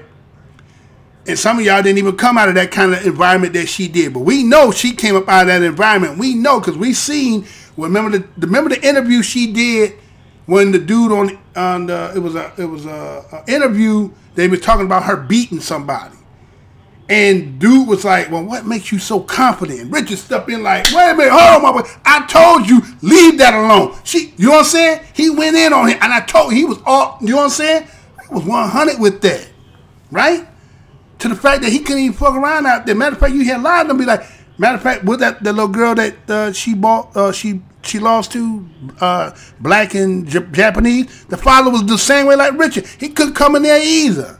Right? And so saturated with that kind of understanding, right? They kind of turn, right? Because they thinking there's something about what you're saying is wrong. And yet it's also self-evident. So what's going to end up happening with you later down the line? You going to get a Jeff Bezos? Huh? You going to get everything? Huh? Going to take all your shit, right? Huh? Then you fighting the battle for that too? For little Lexus too? See? All right, whatever, man. I don't wish nothing bad on you, girl. But I'm just saying, you bit the hand that gave you the game. You bit that hand. And now, as you said, some people in here saying, let me go and repeat what you're saying. I believe KK is mocking us. Again, I wouldn't doubt that either. I definitely wouldn't doubt that. Chess move. Got black woman co-signing as usual. She clueless, right? She lying. I know Richard bought her that black. She did. You're right. That's right. She said she didn't get that down. Richard bought that down, right? But she had to explain it because it got some attention from it, right? What else in here? She paid. She had paid all bed when she the alpha female in the sports. RH Monkey Blood is the cracker. Is them crackers. Mulatto is what she is. That's how these white women now having hips through genetics, breastfeeding process, okay. Or breeding process, okay. I was saying breastfeeding, okay. They're erasing our original image to implant these half-breeds, then keeping it going. Rockefeller in competition was a sin. All right, so they all up on the all corners. She lost points with black men, not so much with the black woman. Right, exactly. A lot of black men said, I ain't fucking with that no more, right? She lost a lot. There's a lot of brothers who was holding her in high esteem because, again, you know, we got a sensational appetite for when you thick like that, right? Again, this ain't nothing to belittle no sister in here. I'm just saying, when you come across like that, you know, brothers, again, straight brothers, heterosexual brothers love women, you come through like that, you're going to get recognized, right? Now, again, you know, you got some other qualities and stuff like that, but again, based on that, she had that, right? So a lot of brothers was in love with that. But then when you pulled that move, motherfuckers like, what the fuck is that shit? So it didn't matter with all that now, right? And maybe that's what happened with these brothers that was dating her. Maybe they sensed that in her. Matter of fact, Drake dropped, and then Drake had for Taste too, right? So they had her, but it was like something about her they didn't want to keep. So again, she found her roots over here. And then again, that whole shit that happened over in England, right? With that whole wetting and that shit, and they trying to find blackness in that. That damn woman ain't black. Again, I just told you, her daddy was white. Her mama black. Yeah, you are 23 and 23. But you come through your father's seed and incubated through your mama. Stop it. Quit playing this game like they don't know better. Anyway. Moving on. All right, so let me go and get on this here, man, because I'm trying to get on. I got another show tonight if I can get through, right? All right. Well, let me do this here because you know they had banned this one. I had did this. Well, no, let me do this first because this one too. Let's talk about this right quick. So again, like I say, you got a lot of shit going on, motherfucker. This, you know, all up in people's face. You know what I'm saying? But I found something interesting in this story, right? Check this out, y'all. I know everybody heard it because it kind of made its way. It got a little viral, right? Everybody seen this, right? So let me go and play this right quick. And come back after that. Let me go ahead and do this. If I can get to work. Hopefully it's all good because it's been acting funny. Let's see. Is it going to play or is it going to bullshit me? On Friday, Native Americans held their first ever... hold on. There we go. Let's get it. Hey, boy, they got my shit all slow, boy. I got Maserati cable. They be acting like my shit bullshit. That's because of all that shit they be doing. All right, so you got me froze up. So let's see. All right, you're freezing me up right now. Not sure if y'all can hear me or not. All right. So let me go and do this right here. All right, go back over there. Damn. Well, what's going on? There we go. All right, so let's get it. All right, so check this out, y'all. Be right back after this. Indigenous Peoples March in Washington, D.C. to bring attention to issues affecting Native communities. A moment from the march has gone viral, an interaction between Native marchers and a group of high school students who were in D.C. for the anti-abortion March for Life.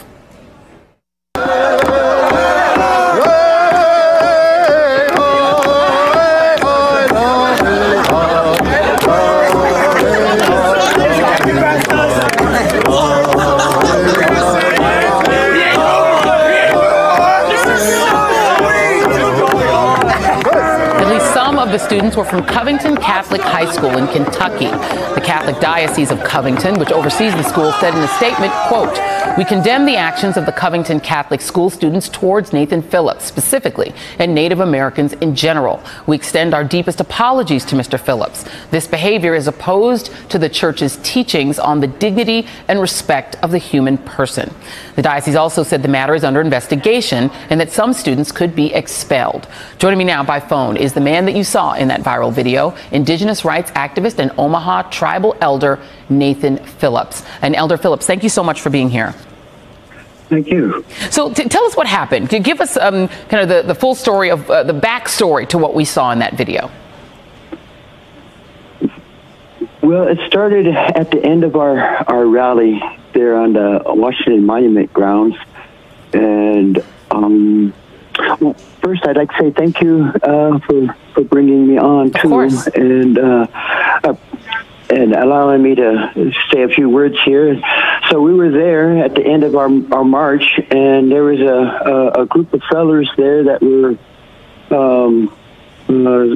having their moment on their, what I call a soapbox moment. They're in D.C., and they were out there saying words, and this young group of students were listening what they were saying, and neither one of these groups were part of our organization or our group. They were just more things that happened in D.C. So wait, you're saying that there were two different groups of people who were confronting each other, the students and another group?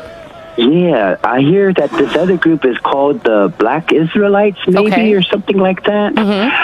But at the end of during our rally, they had set up right at the edge of our permitted area, our permitted space, and started just, saying things and instigating. And so I told our folks that were still there, and they were asking me, what should we say something to them, ask them to move off or something? Well, and I said, well, they're on the other side of our permitted area, so we can't say nothing, do nothing. Right. And so just ignore them. And we did. And we were accomplishing that just fine until these other kids the March for Rights Life had just gotten done. So we were getting all this mass of people coming through our area, just kind of being in the way, sort of, because we're trying to pick up, clean up, and put things away. Right. And so these groups of kids, they're walking through and they're seeing it's Indians, and they've heard about it, and they're making remarks to each other, not to us, but saying things. There's video. There's so many people who took video at this event, because that is the modern era, and you can see at one point that you walk between these two groups of people, a group of African Americans and these students. Why did you choose to walk up to the students? Well, first when I was there, there was a group. It didn't just happen like that. That was a buildup of about 2 hours of back and forth between the Black Israelites and the students, and we were standing there watching this. First they came there was about 6 of them. They went away. They came back with about 20. They went away. They came back with about 60. They surrounded these black kids, these black guys, and taunting them and throwing, back and forth, racial taunts back and forth. And we were just at the sidelines just watching this. And so this is about an hour. Then they went away. That 60 went. Then they came back, 100, maybe 200 of them. And then they were just a big mob, just ugly mob. And when you wound up in this confrontation, this has now gone viral. This, you facing off with this one sounded like, faux Native American chants around you. What were you feeling in that moment? What did you think was happening? What did you think their goal was in facing you? Well, the goal of what happened is that it was there's a term for it where their attention was on the Black Israelites. And when I seen what was happening right at the end and where it was getting to there was just needed that one little spark, and that mob would have descended on those 4 guys and ripped them apart. That's what it looked like. That's what it felt like. So when I started singing our songs, our prayers to God, that drum is an instrument that we use to communicate to God. And so when I started that drum beat, it was in my mind, God, look at us here now. I'm praying, God. We're at the end of our Indigenous Peoples March. We want to end this in a good way. But look at my America here. Look at my white and black brothers over here that they're tearing at each other. We're at a point where you can't stand by and watch this. I mean, if you're an American and you see America getting torn apart, being burnt down, if you can't, gotta do something. And sir, stop it. There's now the possibility that some of these students could get expelled for the confrontation with you. Do you think they should be expelled? Well, I don't know about the expulsion, but I think the chaperones, the chaperones they should be immediately fired. There were chaperones there. You saw adults there. No. Where were they? Where were they? Well, how did they allow these students to come to this point after an hour of this happening? Were they with them? Were they encouraging them? Yeah. Well, Nathan Phillips, I want to first thank you for your service. We know that you are a veteran of the Vietnam War. Thank you very much for taking some time to call in and talk with us this morning. And take care, sir. Thank you. Yes. Hey, thanks for checking out our YouTube channel. Subscribe by clicking on that button down there for more AM Joy and the rest of MSNBC. And click on any of the videos right here to watch the latest interviews and highlights. And you can get more videos from MSNBC for free every day with our newsletters. Just visit msnbc.com/newsletters to sign up now.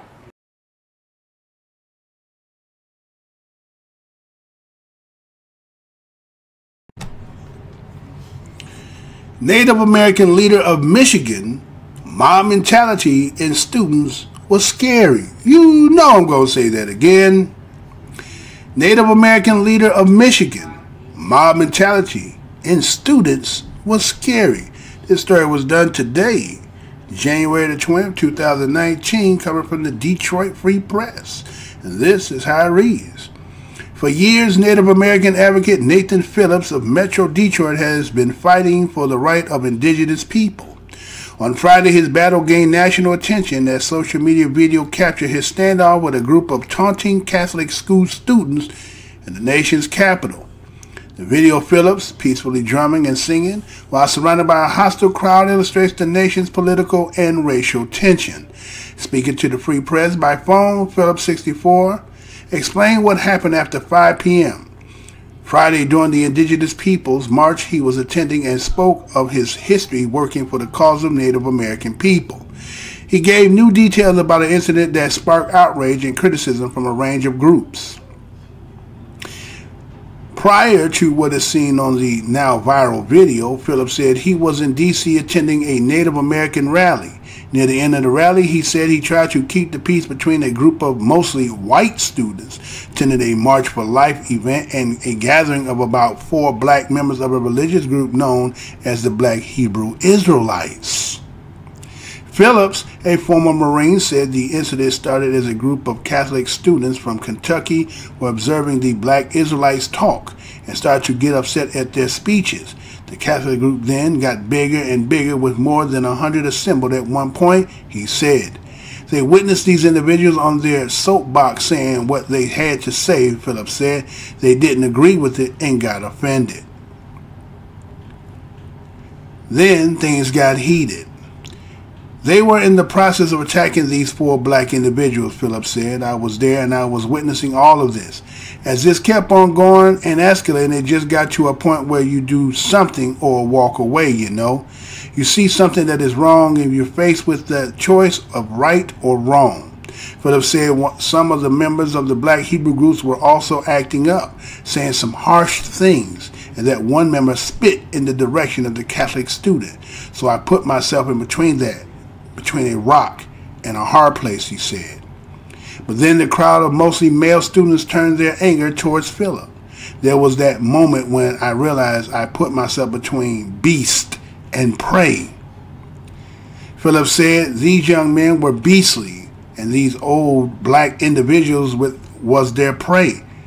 And I stood in between them, and so they needed their pounds of flesh and they were looking for me for that.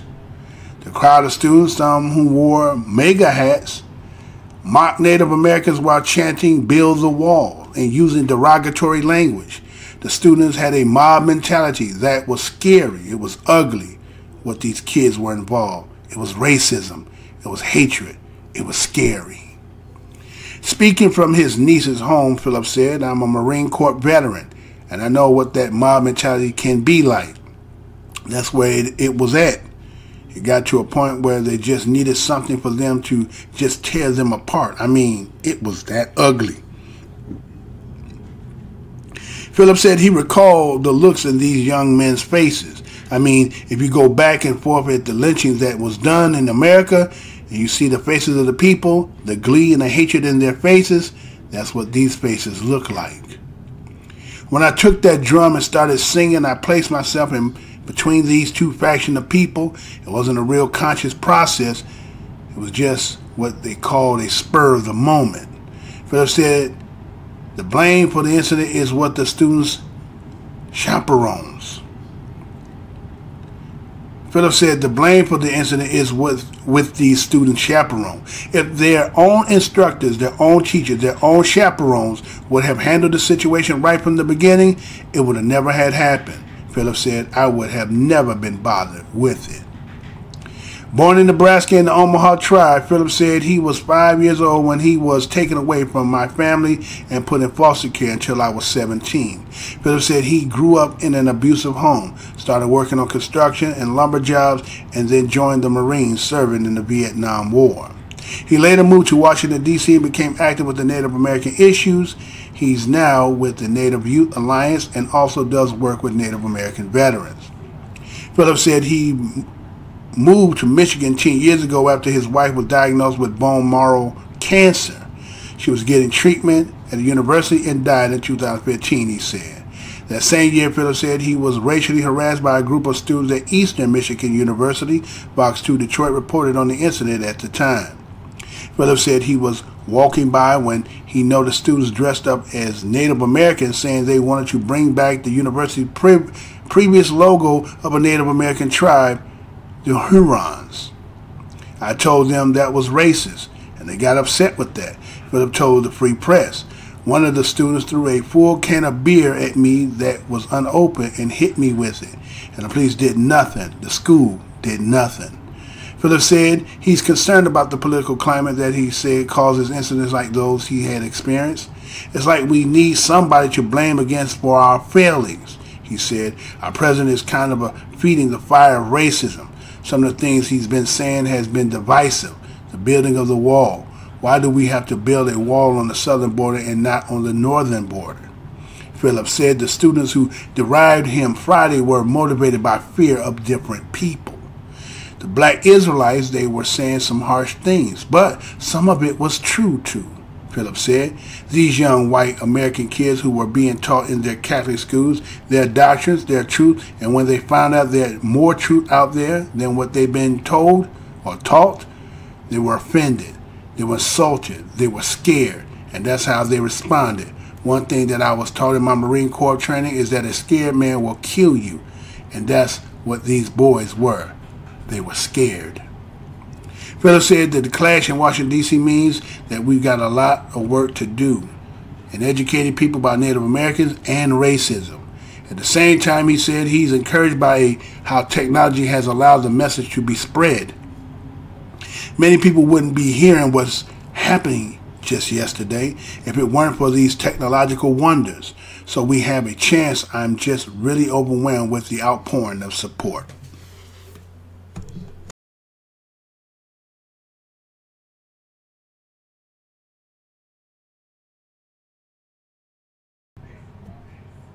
All right, so what we have here is a situation that manifests before everybody's eyes, but the real culprit, they kind of downplayed it, right? So you heard me read that article, right, that talked about what took place, that it was some Catholic school, I guess it was an outing, right? It was about an event that took place. And so when you seen the video of the story about the Joy Reid show, when they start talking about the mob action of the kids, you see how it got choppy. They didn't want that part. See, they're not supposed to be looked in the form of like when they gathering together. It's only in fun, and it's not in nothing of violence. It's nothing of terroristic act, right? It's none of that. Never that, right? But this actually started, again, for those who are familiar with the black corner of the internet, was our brothers, black Hebrew Israelites, was giving them that work of that Bible and was telling them who they was in the Bible. And you know, accordingly to, again, the isolation and the technology that they own people teach they people, right? And again, that whole thing, I don't use the term, but the people talk about that supremacy aspect, right? You infuse your people with lies and you embolden them with lies because, again, you don't teach them the truth either. You keep one people from knowing the truth and then you teach your people a lie. And so they have a false sense of reality, and then when somebody come with something that is facts that trumps, like playing spade. I got this spade to trump that card you playing, right? You thought I wasn't holding it. And so I'm smacking it on the table on you, right? And so here they was supposed to be, knowledgeable of the Bible. Seen the videos, or you done been on the corners, That's what they do, right? That's their work. It's to know the Bible.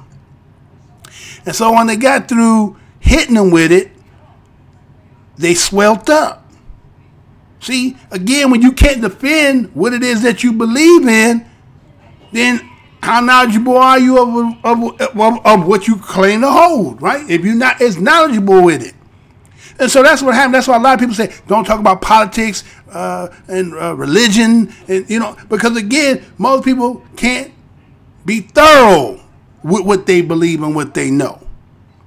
And so again, they're the people who've been lied to. When you start unraveling what they hold, the foundation, again, like the individual talk about somebody being scared, then again, you know how it is. People get into arguments, it get personal, and then the other person getting the best of them because again, you ain't got nothing to say. Then what happens? It becomes physical because you got nothing left, right? So you got to get physical. But the problem was the individual got in the middle between the two. But again, they didn't really talk about the Israelite what they should have, but they didn't want that work with them, right? So they passed it off and went to the Indian. Again, I don't see that to be making light of the Native American, right? And so he did tradition what they say they did. Again, some people they say, they again, just like the Israelites will tell them that they the imposters, and then some people will say that this individual is an imposter, but he is too, right? Some people will say that, right? So he gets in between the two, and he's doing the drum. He said there's this tradition, what we call the gods with, right? So, the little brazen white cat with his MAGA hat on, he's just sitting there, smirking in there, again.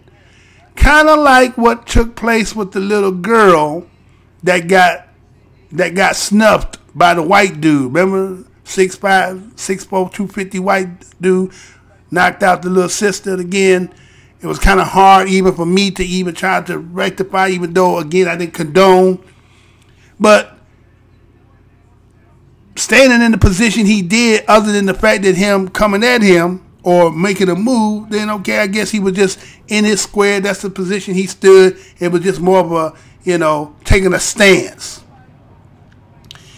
And so again, you went to the weaker vessel.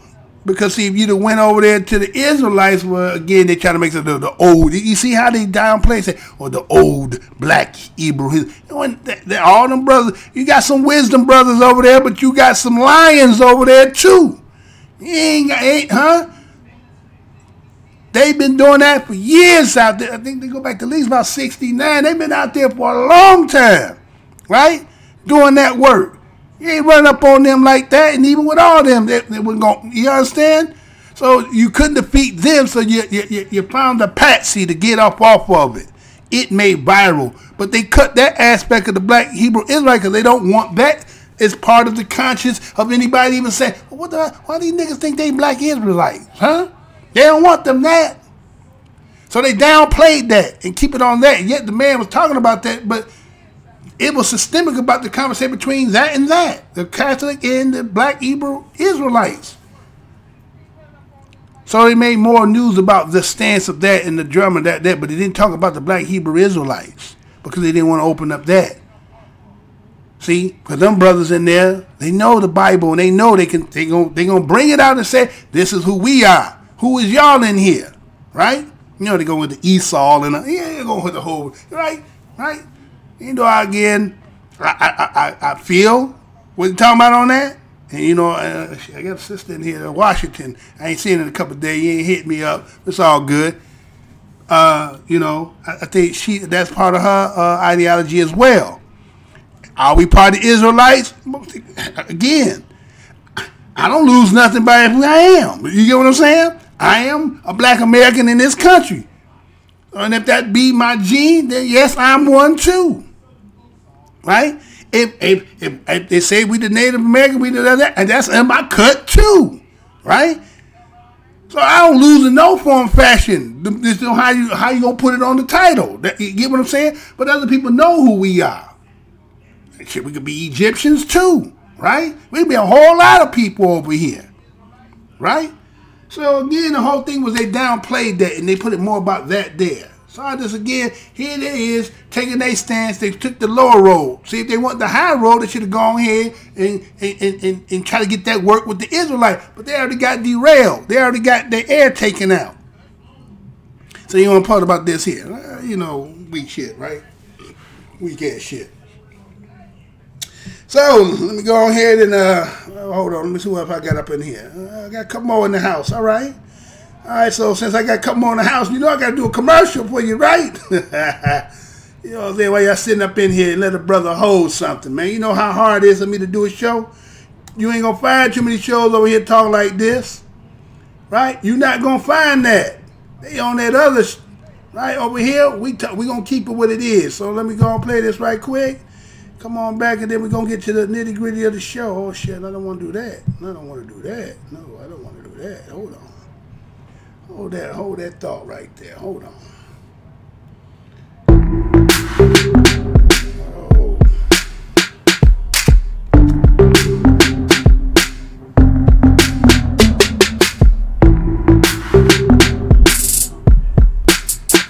All right, they didn't even play it for you. So I got to let you see it for those who sitting up in here. Right, one more time. Hit that for me one more time, Sam.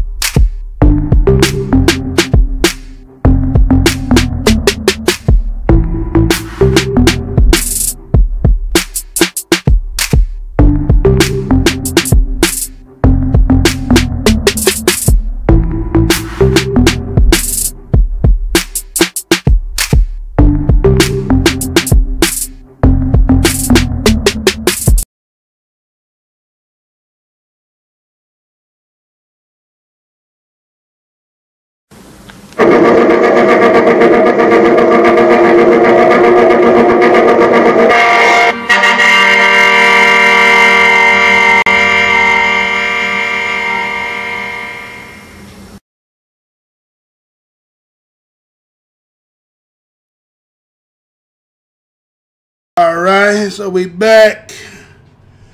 So I got to know more again. I'm already at the 2-hour mark of the show. So, I got to cover the grand finale of the show. Again, because a lot of people didn't know this information right here. So, what I do is, I bring that information for you when it's feasible. So let me go ahead and bring this out. And make sure I got everything good here. Right. So, again, as being the DOS of this nation, again, some people say the descendant of slaves, right? And whether you come from it or not, again, we all in the family, whether you're not of that. But again, there is a distinction between those and minds like that is because, again, we have been in this land since the inception of what they call the United States. And when we look at that from a historical aspect, a lot of people will say that after 1863, 65, that the Emancipation Proclamation was declared. Again, it's nothing but just announcement. It's not a law, right? It was just nothing but announcement. So that announcement went through, and then people accordingly, again, from Texas, so forth, they all start supposedly getting off the plantations. Again, no boots, nothing but what's on your back, where you're going, no money, so forth, right? But then there's a story out there that has not really been talked about or really even taught, right? Right? That even though the emancipation took place, just imagine this, that took place, ain't like today, like you got a cell phone, like, right? Say you subscribe to me, you hit the bell. Supposedly when I go on, that you get a notification letting you know that I'm on. So that would be the same way to say analogy to say it'd be like, when emancipation took place, how did everybody know when it took place, right? Right? How did you again, did they do the Pony Express? Those who know about the Pony Express, the British are coming, right? They were doing that shit, right? Or did the mailman come by? You know what I'm saying? Did somebody come, how did that go, right? So with that being said, and keep that in mind, then those who did not know and never was told, could they still continue with that life all up into a period of time in the 20th century? Ooh, have you thought about that? That goes back to what divine intelligence was saying. Again, like I said, how do you know that some of these people ain't coming from this, brother? Check this out. Come back after this.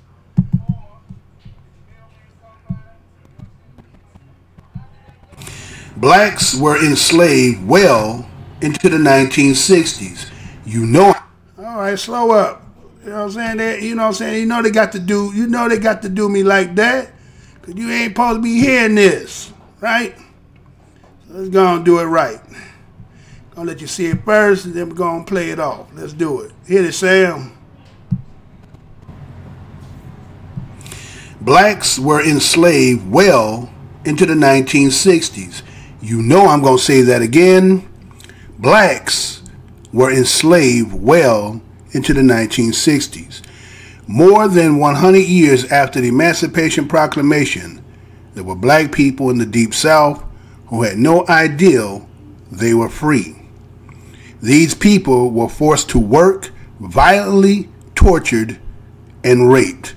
This story was done in the Vice back in February 28, 2018. And this is how it reads. Historians and genealogists Antoinette Harrell has uncovered cases of African Americans still living as slaves 100 years after the signing of the Emancipation Proclamation. The 57-year-old Louisiana native has dedicated more than 20 years to peonage research. Through her work, she's unearthed painful stories in southern states like Louisiana, Mississippi, Arkansas, and Florida. Over a series of interviews, she told Justin Fornell about how she became an expert of modern slavery in the United States. My mother always talked to me about our family history and the family members who had passed on. She only knew so many stories, so oftentimes she would tell the same ones over and over again. Each time she repeated a story, I felt like she was trying to give me a message. It was like she was trying to tell me that if I wanted to know more about who we were, I would have to dig deeper. We knew our family had once been slaves in Louisiana. In 1994, I started to look into historical records and public records. I found my ancestors in the 1853 inventory belonging to Benjamin and Celia Bankston Richardson, written down alongside other personal belongings that included spoons, forks, hogs, cows, and a sofa were my great-great-grandparents, Thomas and Carrie Richardson. Carrie and her child, Thomas, had been appraised at $1,100. Seeing my ancestors' perceived value written on a piece of paper changed me. It also set forth the direction of my life. It was terrible, painful. But I needed to know more. What did they do after emancipation in 1863? Where did they go? I tracked down freedmen contracts of the Harrell side of my family that proved that they were sharecroppers. Word started spreading around New Orleans about how I, using genealogy to connect the dots of a lost history. Soon enough, people started requesting that I come and speak about how I was uncovering my family's history, story, so they could do the same for themselves. It became a chance to find out who we were and where we came from as descendants of enslaved people. This was a chance to learn a history we never taught in school. The only fact that seemed certain was that slavery ended with the passing of the Emancipation Proclamation in 1863. But even that turned out to be less than true. One day, a woman familiar with my work approached me and said, "Antoinette, I know a group of people who didn't receive their freedom until 1950s. She had me over to her house where I met 20 people all who had worked on the Waterford plantation in St. Charles Parish, Louisiana. They told me they had worked the fields for most of their lives. One way or another, they had become indebted to the plantation owners and were not allowed to leave the property. This situation had them living their lives as 20th century slaves. At the end of the harvest, when they tried to settle up with the owner, they were always told they didn't make it into the black and to try again next year. Every passing year, the workers fell deeper and deeper in debt. Some of those folks were tied to that land into the 1960s. I couldn't believe what I was hearing. Most shocking of all was the fear I saw time and time again. People were afraid to share their stories. They were afraid to give this information to me. Even behind closed doors decades later, they believed that they might somehow get sent back to a plantation that wasn't even operating anymore. As I would realize, people are afraid to share their stories because in the South, so many of the same white families who own these plantations are still running local governments and big businesses. They still hold the power. So the poor and disenfranchised really don't have anywhere to share these injustices without fearing major repercussions. To most folks, it just isn't worth the risk. So sadly, most situations of this sort go unreported. 6 months after that meeting, I was given a lecture on genealogy and reparations in Amite, Louisiana. When I met May Louise Walls Miller, May walked in after the lecture was over, demanded to speak with me. She walked up, looked me in the eye, and stated, "I didn't get my freedom until 1963. May's father, Cain Wall, lost his land by signing a contract he couldn't read that had sealed his entire family's fate. As a young girl, May didn't know that her family situation was different from anyone else's. The family didn't have TV, so May just assumed everyone lived the same way her brother and sister did. They were not permitted to leave the land and were subject to regular beatings from the land's owner. When May got a bit older, she would be told to come up to work in a main house with her mother. Here she would be raped by whatever men were present.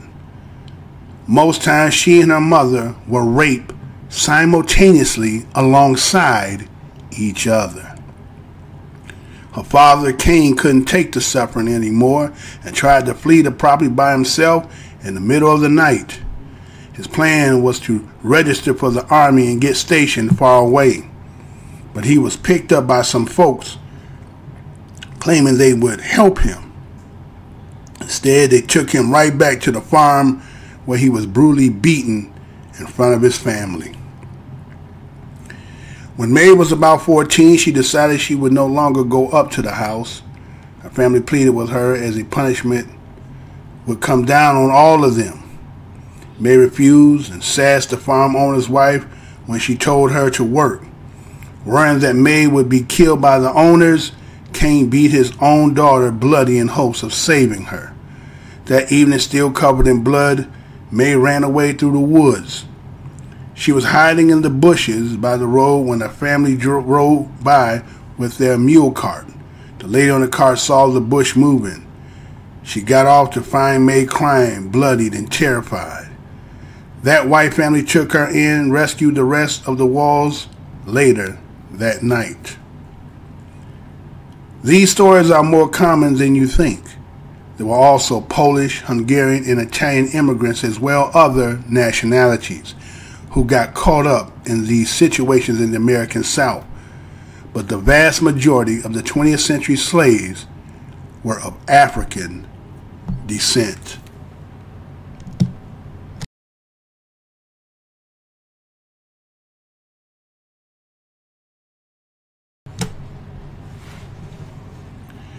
When I met May, her father Cain was still alive. He was 107 years old, but his mind was still incredibly sharp. A few times we sat together with May and the other siblings. It was a brutal catharsis for them to speak about what happened on that farm. I never forgot the look in their eyes when one speak about a horror they endured. It was clear they had never shared their individual stories with one another. It was something that was in the past, so there were never a reason to bring it up. One day Kane was watching the television and there was a Caucasian man with stark white hair on the program. The way he looked must have reminded Kane of someone from the farm. Kane believed that because he had told me what happened on the farm, that the man on the TV was going to come to his house and drag him back. Opening the suppressed memories upset him so much he ended up in the hospital. The family kept me away for a while after that. But May and I became good friends and would lecture together.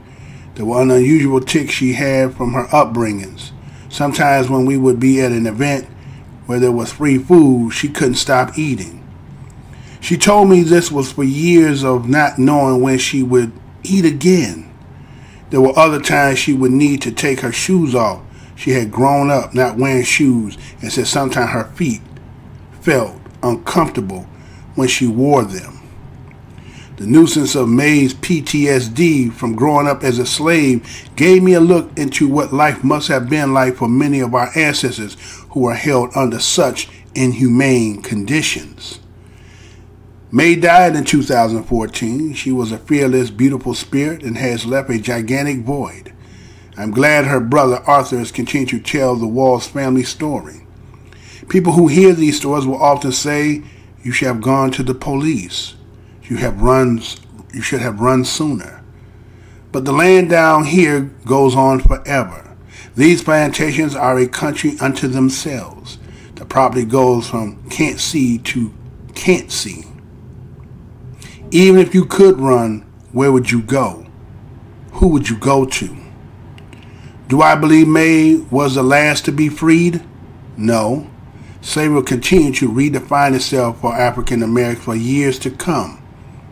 The schools to prison pipeline and private penitentiaries are just a few of the new ways to guarantee that black people provide free labor for the system at large. However, I also believe there are still African Americans who are tied to southern farms in the most antebellum sense of speaking. If we don't investigate and bring to light how slavery quietly continues, it could happen again. There were several times when I returned to the property where May and her family were held. There isn't much there anymore in terms of the farm. One day, I walked with May deep into the woods to see the old green creek she always spoke about.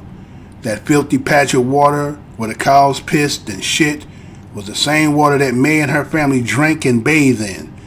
As we stood together into the water, May's words were forever seared into my soul. I told you my story because I have no fear in my heart. What can any living person do to me? There's nothing that can be done to me that hasn't already been done.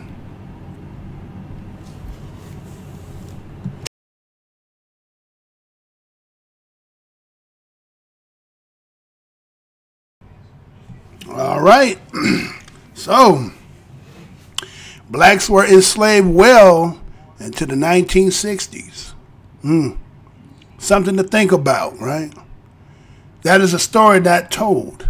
It's not a history that will be taught. So again, as this being the Black Minds News, those type of stories will be read over here. A lot of information, especially by this being supposedly the 400-year anniversary. And a lot of people are shunning from that. I think a lot of this diversion that's going on in this country is not to address that, because of the fragility of mind people got due to the simple fact of the guilt of knowing what took place and what continues to go on. But I guess reverse psychology is your best defense, right? It's best for you to be like, well, I'm angry about you and this, but you are not. Well, let's put it this way. Are you the victim? So I know a lot of our people, black people, you don't like to say slavery and the whole talk and pro-black. Oh, that's victim talk. When did you get free? Is the question. Emancipation Proclamation, again, look up the Black Laws Dictionary. I don't care if it's 4th, 6th, 9th, whatever edition. It's going to come to the conclusion that it was nothing but an announcement. So the game was to change you from one owner to a new owner, right? And then they talked about peonage. Peonage was legal.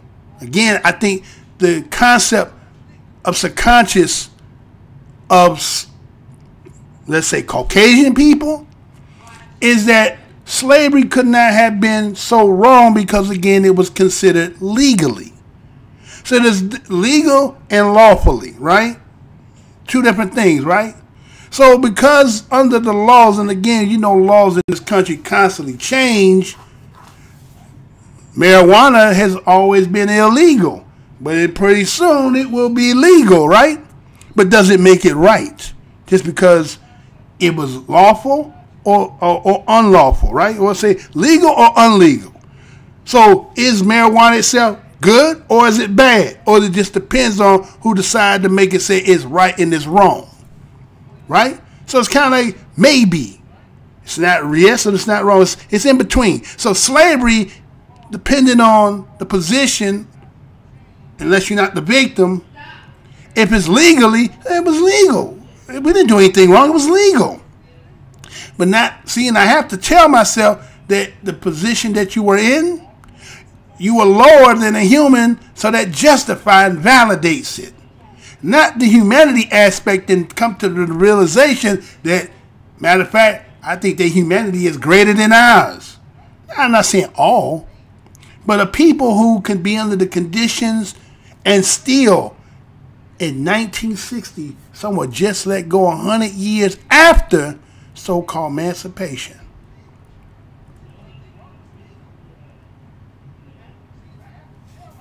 Yeah, think about that.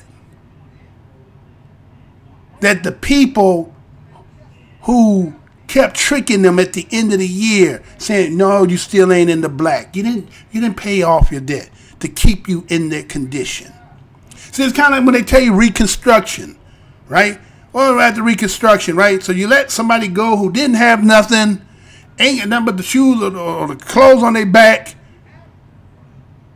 make a Freeman Bureau where they get kind of like a welfare, right? You get the Homestead Act, but they couldn't get that because they didn't have money to even apply for their application, so they could even apply for that, right? So economically, they've been disfranchised so that any setting up. So today when you see Generation Y, Z, and all them, and they out here and they struggling, they don't know, it's because what has been done. Yes, these people were still in 1960 coming off the plantation, but technically we ain't been off the plantation. You go to a job every day, right? You know when you talk about people that talk about prison industrial complex, again, pipeline to prison, that you can go to jail and get a better job than if you out here and you ain't got no, right? That you can get a better job going to jail than you can being so-called a citizen and free. So the same thing is that the businesses that would providing these employers is the same thing as a plantation. It's just different. That was agriculture. But what about these other things? Ain't they the same thing? So when you punch the clock, you are on the plantation, right? You're on the plantation. The game just switched. That's all it was. So to say, to come out of that plantation agriculture to come into the modern one, and that's where we at today. We just at the modern one. But we're not supposed to talk about this, and we're supposed to be everybody angry at us, and niggas, we hate you, and all this shit. Yeah? Wear the shoe. Again, you can never walk in my shoes. You can snarl, you can be all that shit you want, but you don't walk in my shoe, because you don't see yourself. You're like the vampire. You look in the mirror, you don't see nothing. And you tell yourself you don't see nothing. But we see you for what you is. But you don't fool nobody but yourself.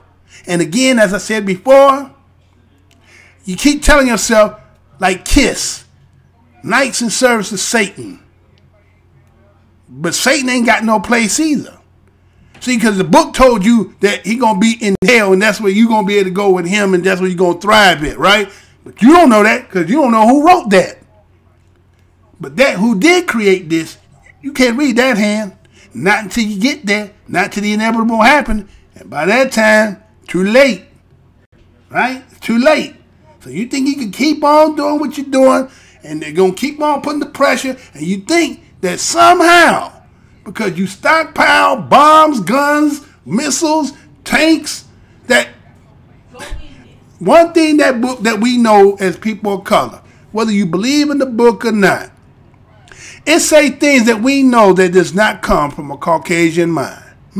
We know that. That's how we know there's truth and lies intertwined in it. We know there's parts in there that you got to try to keep people this way, and then we know there's other parts in there that didn't come from you. And that's the part that resonates with a lot of people. And that's the part they say they know that when we was in those conditions, God had to be real to us. Otherwise, we couldn't be. We would still be in that, right? You couldn't even understand. It's kind of like watching UFC and a motherfucker got in a rear naked chuck hole and then about to tap out, and he got out of that shit. How the fuck did he get out of that? See, had nothing to do with you. Because y'all in told again, just like you're taking the plaque down, say, well, the plaque says in Texas says that Civil War, it was not about slavery. And y'all want to take it down because it says that. But the truth of the matter is, it wasn't about slavery. Lincoln told you that shit, right? Didn't he say? Didn't Lincoln say he would save the Union, wouldn't matter whether if it was a slavery or not? So how the fuck was it about slavery? He didn't give a shit neither way or no way, and they've been throwing that shit the whole time. 1960, still holding people in there. A lot of people. So how much money has been garnered on free labor, and yet the people who gave so much, you hate them with such disdain. Because why? When you look in the mirror, which you can't see yourself, you see us. We contribute more than anybody here. Quit fooling yourself. So you got the money to show that the work we did, the material that you got, the grandiose life that you live is based off what we given. So you keep taking. Well, you know they say he keep taking, right? He keep taking. Eventually, something gonna get taken from you. And you think everything that you got, again it says no weapons for can be against. That means everything that you create. Don't mean that don't always gonna be, it gonna work. So anyway, I'm just gonna leave it at that, y'all. That was something for you, the 1960s. They had banned that video. I originally did that one a couple of days, about a week or so ago. They banned that worldwide, right? No, I just say, okay, but you played this and that, but it had a video, it had a news story with it. It had the history of the slave, and they banned it worldwide. I done had so many videos so banned worldwide, it's not even funny. So what the hell am I talking about over here? That you're doing that, you're surveillance, you do all kinds of stuff, right? I ain't doing nothing but just telling you what it is, how it is, right? So anyway, I want to thank everybody who came out here. Look out here before I get out of here, right? A couple people left. That's good. That's all right. All right. So who else in here? Let's see. Anybody? Okay. So I'm gonna get a shout out to everybody that's up in here. Right. So we got you in hell now, right? Exactly. Well, we got that. We got that. So, but now Thomas want to say what's good to you, fam. Peace and love to you as well. Divine Intelligence, what's good, fam. Who else was up in here? I got, looked like it was also Furious God was in here. If he's still in here, what's good to you as well. And that looks like that was about all that made any comment. Everybody else that broke up out of here, it must have been offensive to them. But it is what it is. Truth gonna always be offensive when you're on the other side of it. So, yeah, I want to thank everybody that came out again. Universal Blackness first, right? see one another, get that universal nod. You know how we do. What's up, good? What's good, fam? What's good, right? Sister, same thing, right? Because again, John Henry Clark done told us, all we got is us. So we recognize that and understand that everything else sometimes is not for us, it's against us. And now have their best interest at heart for us. And so we got to look at that and have that love for one another and quit get all this disdain and understand again, divine intelligence said about the Stockholm syndrome. It exists. But it's stuff like what I just said here about people being in 1960. We don't know where these people, where their families and how long they just got. Because again, I can also show you that in 1650, 250,000 supposedly came here at that time. So that means that if you bring a 250,000 slaves to this land in 1650, some people still got a more stronger connect to the and then those who had already been here prior before them. So they're a little bit more coming out of it, where those are still kind of deep. And I think that's what we be seeing sometimes, where you see some of our brothers and sisters who be doing some real, defunct things, right? I think maybe somebody coming out of some of that, right? So we have to be a little bit patient with them. Again, not to the point that it invades your square, but you have to be understanding and sympathetic at times. But not where it violates your square, where it's a compromise. You can't do that. So, again, peace to everybody. Love. Trying to be back after trying to go get something to eat and get back, and then get on for the second show. You want to catch it? Should be on. Peace and love. You know I got to go out. I got to do the show the right way. I did, and let's do this, and then call it a show. Right? Peace and love, y'all.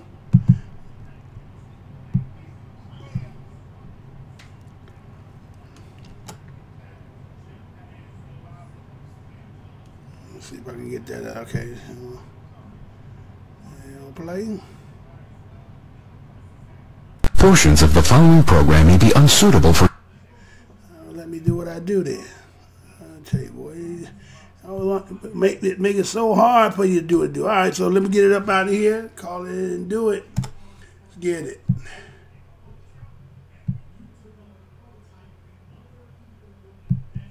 Portions of the following program may be unsuitable for younger or more sensitive viewers. Viewer discretion is advised.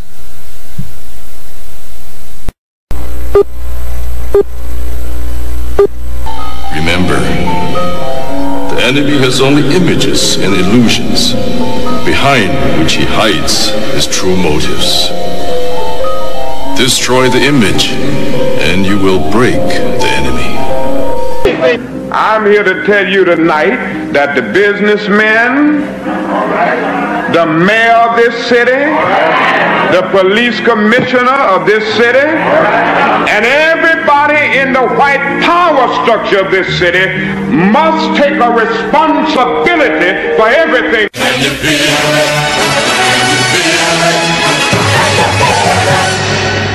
Luther and I, and everyone in this arena tonight, are unified by the same great American values. We're proud of our country.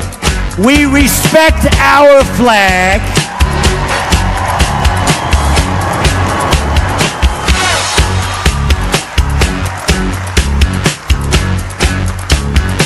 Wouldn't you love to see one of these NFL owners, when somebody disrespects our flag, to say, get that son of off the field right now, out, he's fired. He's fired! Race is when you use your power and influence to subject people into inferiority. Utterances can't be racist. Look around you, man. They own this shit. They own this couch you sitting on, them shoes you got on your feet, this building, this school, this country, you. We're behind enemy lines, dog. So you must first of all remember that this system was not originally designed with black people in mind. Right on, and it definitely was not prepared for black people to, in the end, begin to demand their rights and an equal share in this country which they died for. Right on. Hey, and we definitely are not going back to Africa.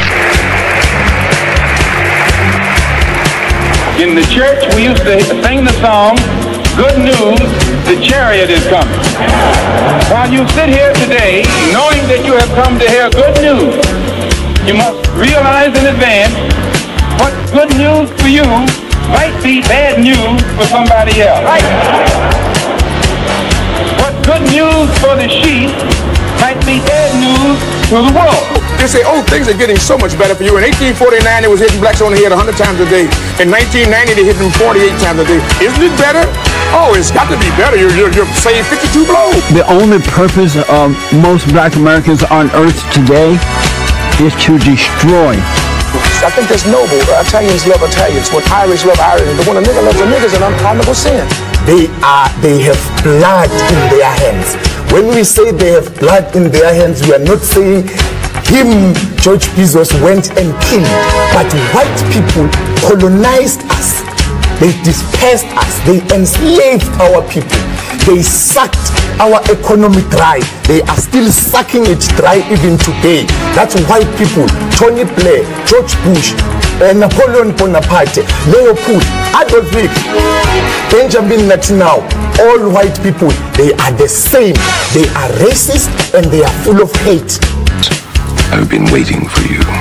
You have many questions, and though the process has altered your consciousness, you remain irrevocably human. Ergo, some of my answers you will understand, and some of them you will not. While your first question may be the most pertinent, you may or may not realize it is also the most irrelevant. Why am I here? Our world is coming crumbling down. The coons are coming. You have to understand that white America has an uncanny way of making the victim the victimizer. Excuse me, master, for putting my head in the way of your club. Not that your club is brutalizing my head and putting hickeys on it. My head got in the way of your free swing and broke your shiny stick, and I want to apologize for that. Your life is the sum of a remainder of an unbalanced equation inherent to the programming of the Matrix. You are the eventuality of an anomaly which, despite my sincerest efforts, I have been unable to eliminate from what is otherwise a harmony of mathematical precision. While it remains a burden assiduously avoided, it is not unexpected and thus not beyond a measure of control, which has led you inexorably here. There are more connections in the human body than there are stars in the galaxy. We possess a gigantic network of information to which we have almost no access.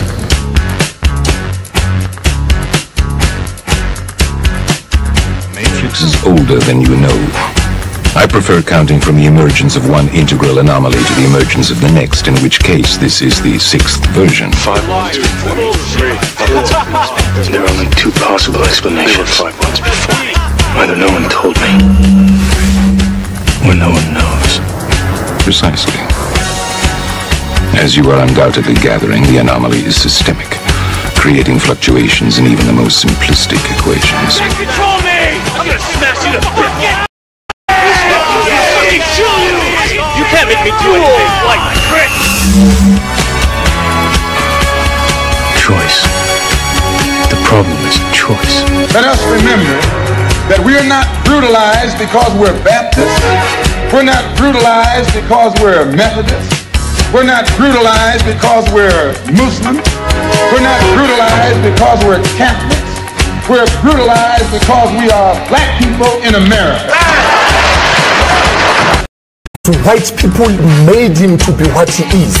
They made him to look evil because that's their role, to make all of us black people to look evil and to hate ourselves. I can't hate you. You're a nigga till you die. If you're a poor nigga, you're a poor nigga. If you're a rich nigga, you're a rich nigga. But you never stop being a nigga. And if you get to be educated, you're just an educated nigga. I'm told every day I'm on air that I'm racist because I called out racism.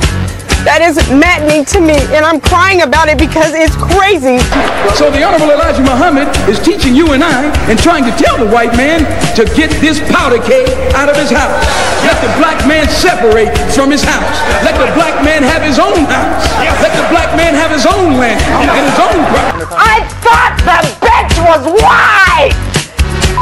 Damn it! I thought the bitch was white!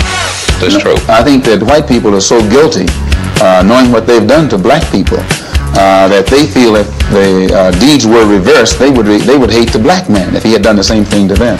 So it's actually, it reflects a guilt complex on the part of whites when they ask us, do we hate them? And if you notice, Uncle Sam has formed a habit of going all over the world.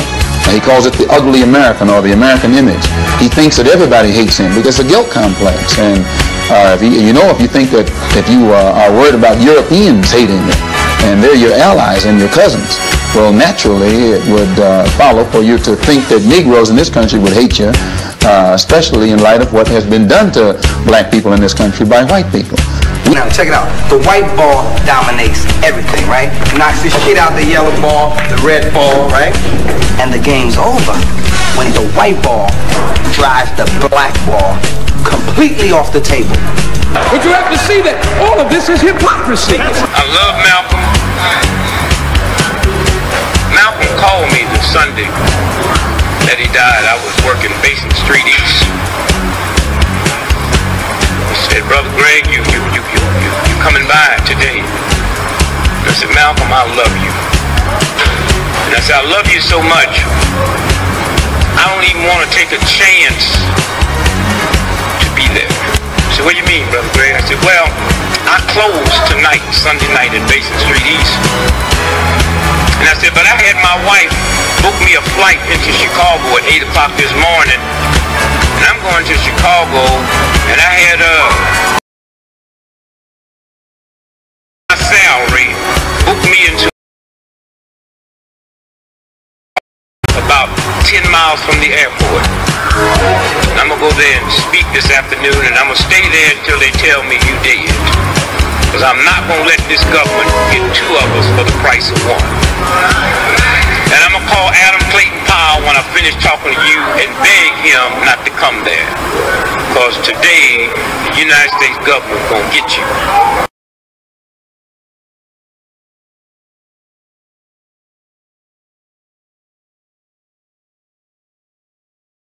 A top aide to former